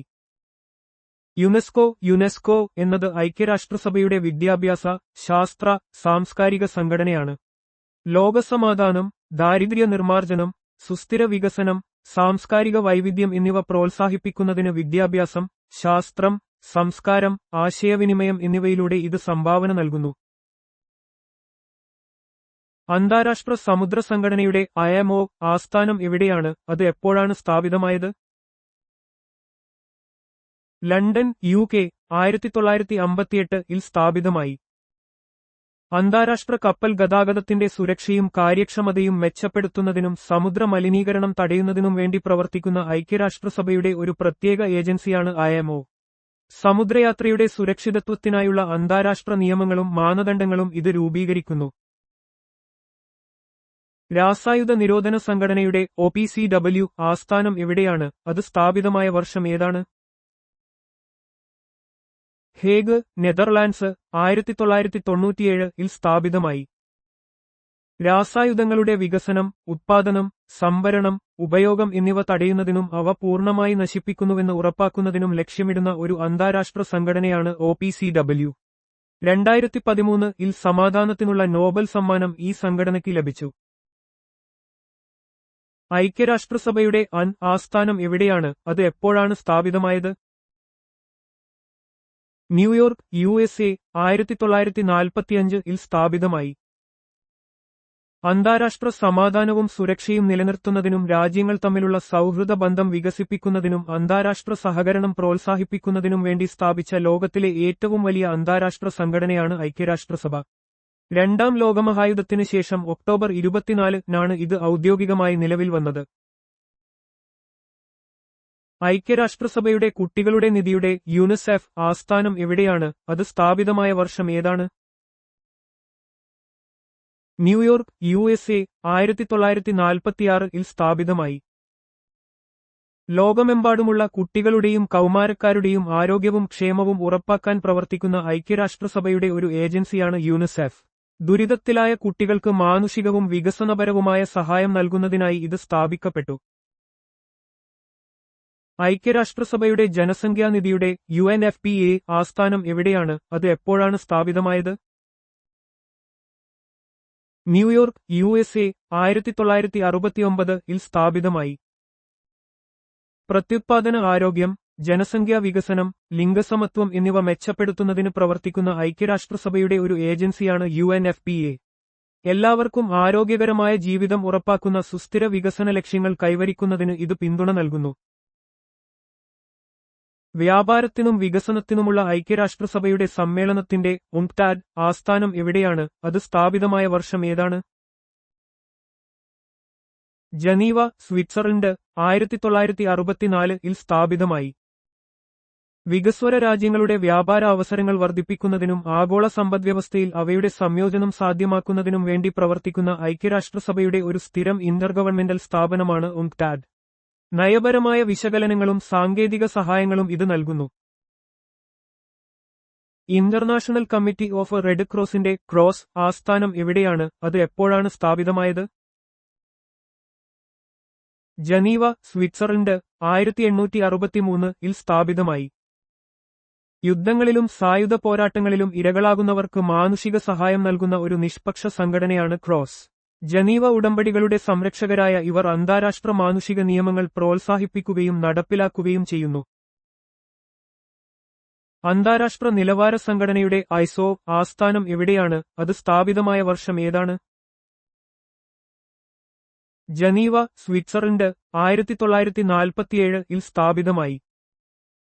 വിവിധ ഉൽപ്പന്നങ്ങൾക്കും സേവനങ്ങൾക്കും സാങ്കേതികവിദ്യകൾക്കുമായി അന്താരാഷ്ട്ര നിലവാരങ്ങൾ സ്റ്റാൻഡേർഡ്സ് രൂപീകരിക്കുന്ന ഒരു അന്താരാഷ്ട്ര സർക്കാരിതര സംഘടനയാണ് ഐസോ. ഇത് ഉൽപ്പന്നങ്ങളുടെയും സേവനങ്ങളുടെയും ഗുണനിലവാരം, സുരക്ഷ, കാര്യക്ഷമത എന്നിവ ഉറപ്പാക്കാൻ സഹായിക്കുന്നു. സാമ്പത്തിക സഹകരണത്തിനും വികസനത്തിനുമുള്ള സംഘടനയുടെ OECD ആസ്ഥാനം എവിടെയാണ്, അത് എപ്പോഴാണ് സ്ഥാപിതമായത്? Paris, France. 1961 സ്ഥാപിതമായി. OECD എന്നത് വികസിത രാജ്യങ്ങളുടെ ഒരു സാമ്പത്തിക സംഘടനയാണ്. അംഗരാജ്യങ്ങളുടെ സാമ്പത്തിക വളർച്ച പ്രോത്സാഹിപ്പിക്കുക, വ്യാപാരം വികസിപ്പിക്കുക, ആഗോള വെല്ലുവിളികൾക്ക് പരിഹാരം കാണുക എന്നിവയാണ് ഇതിന്റെ പ്രധാന ലക്ഷ്യങ്ങൾ. 1961 സ്ഥാപിതമായ ഈ സംഘടന സാമ്പത്തിക നയങ്ങൾ ഏകോപിപ്പിക്കുന്നതിൽ പ്രധാന പങ്ക് വഹിക്കുന്നു. പെട്രോളിയം കയറ്റുമതി ചെയ്യുന്ന രാജ്യങ്ങളുടെ സംഘടനയുടെ OPEC ആസ്ഥാനം എവിടെയാണ്, അത് എപ്പോഴാണ് സ്ഥാപിതമായത്? Vienna, Austria. 1960 സ്ഥാപിതമായി. OPEC എന്നത് ലോകത്തിലെ പ്രധാന എണ്ണ ഉത്പാദക രാജ്യങ്ങളുടെ ഒരു സംഘടനയാണ്. എണ്ണ വിപണി സ്ഥിരപ്പെടുത്തുന്നതിനും അംഗരാജ്യങ്ങളുടെ എണ്ണനയങ്ങൾ ഏകോപിപ്പിക്കുന്നതിനും ഇത് ലക്ഷ്യമിടുന്നു. 1960 ബാഗ്ദാദിൽ വെച്ച് രൂപീകരിച്ച ഈ സംഘടനയുടെ ആസ്ഥാനം 1965 വിയന്നയിലേക്ക് മാറ്റി. ആംനസ്റ്റി ഇന്റർനാഷണലിന്റെ AI ആസ്ഥാനം എവിടെയാണ്, അത് ഏതു വർഷമാണ് സ്ഥാപിതമായത്? London, UK. 1961 സ്ഥാപിതമായി. ആംനസ്റ്റി ഇന്റർനാഷണൽ ഒരു അന്താരാഷ്ട്ര സർക്കാരിതര സംഘടനയാണ്. ഇത് ലോകമെമ്പാടുമുള്ള മനുഷ്യാവകാശ ലംഘനങ്ങൾക്കെതിരെ പോരാടുന്നു. തടവിലാക്കപ്പെട്ടവരുടെ മോചനം, മരണശിക്ഷ നിർത്തലാക്കൽ, പീഡനം തടയൽ തുടങ്ങിയ വിഷയങ്ങളിൽ ഈ സംഘടന പ്രവർത്തിക്കുന്നു. 1961 പീറ്റർ ബെനൻസൺ ഇത് സ്ഥാപിച്ചു. നോർത്ത് അറ്റ്ലാന്റിക് ട്രീറ്റി ഓർഗനൈസേഷന്റെ നേറ്റോ ആസ്ഥാനം എവിടെയാണ്, അത് ഏതു വർഷമാണ് സ്ഥാപിതമായത്? Brussels, Belgium. 1949 സ്ഥാപിതമായി. നേറ്റോ എന്നത് ഒരു സൈനിക സഖ്യമാണ്. ഇത് അംഗരാജ്യങ്ങൾക്കിടയിൽ പരസ്പര പ്രതിരോധം ഉറപ്പാക്കുന്നു. രണ്ടാം ലോകമഹായുദ്ധത്തിനുശേഷം സോവിയറ്റ് യൂണിയന്റെ ഭീഷണിയെ നേരിടുന്നതിനായി 1949 ഇത് രൂപീകരിച്ചു. ഒരാൾക്കെതിരായ ആക്രമണം എല്ലാവർക്കുമെതിരായ ആക്രമണമായി കണക്കാക്കും എന്നതാണ് ഇതിന്റെ പ്രധാന തത്വം. ട്രാൻസ്പരൻസി ഇന്റർനാഷണലിന്റെ TI ആസ്ഥാനം എവിടെയാണ്, അത് എപ്പോഴാണ് സ്ഥാപിതമായത്? Berlin, Germany. 1993 സ്ഥാപിതമായി. ട്രാൻസ്പരൻസി ഇന്റർനാഷണൽ എന്നത് അഴിമതിക്കെതിരെ പോരാടുന്ന ഒരു ആഗോള സർക്കാരിതര സംഘടനയാണ്. ലോകമെമ്പാടുമുള്ള അഴിമതിയുടെ തോത് അളക്കുന്നതിന് കറപ്ഷൻ പെർസെപ്ഷൻസ് ഇൻഡെക്സ് CPI പോലുള്ള റിപ്പോർട്ടുകൾ അവർ പ്രസിദ്ധീകരിക്കുന്നു. അഴിമതി കുറയ്ക്കുന്നതിന് സർക്കാരുകളുമായും മറ്റ് സ്ഥാപനങ്ങളുമായും അവർ സഹകരിക്കുന്നു. ഇന്റർനാഷണൽ റിന്യൂവബിൾ എനർജി ഏജൻസിയുടെ IRENA ആസ്ഥാനം എവിടെയാണ്, അത് ഏതു വർഷമാണ് സ്ഥാപിതമായത്? Abu Dhabi, UAE. 2009 സ്ഥാപിതമായി. IRENA എന്നത് പുനരുപയോഗ ഊർജ്ജത്തിന്റെ വ്യാപകമായ ഉപയോഗം പ്രോത്സാഹിപ്പിക്കുന്നതിനുള്ള ഒരു അന്താരാഷ്ട്ര സംഘടനയാണ്. സുസ്ഥിരമായ ഊർജ്ജ ഭാവി കെട്ടിപ്പടുക്കുന്നതിന് രാജ്യങ്ങളെ സഹായിക്കുക എന്നതാണ് ഇതിന്റെ ലക്ഷ്യം. പുനരുപയോഗ ഊർജ്ജ നയങ്ങൾ, സാങ്കേതികവിദ്യകൾ, ധനസഹായം എന്നിവയെക്കുറിച്ച് ഇത് വിവരങ്ങളും ഉപദേശവും നൽകുന്നു. തെക്കൻ ഏഷ്യൻ പ്രാദേശിക സഹകരണ സംഘടനയുടെ SAARC ആസ്ഥാനം എവിടെയാണ്, അത് എപ്പോഴാണ് സ്ഥാപിതമായത്? കാഠ്മണ്ഡു, നേപ്പാൾ. 1985 സ്ഥാപിതമായി. SAARC എന്നത് ദക്ഷിണേഷ്യൻ രാജ്യങ്ങളുടെ ഒരു പ്രാദേശിക സഹകരണ സംഘടനയാണ്.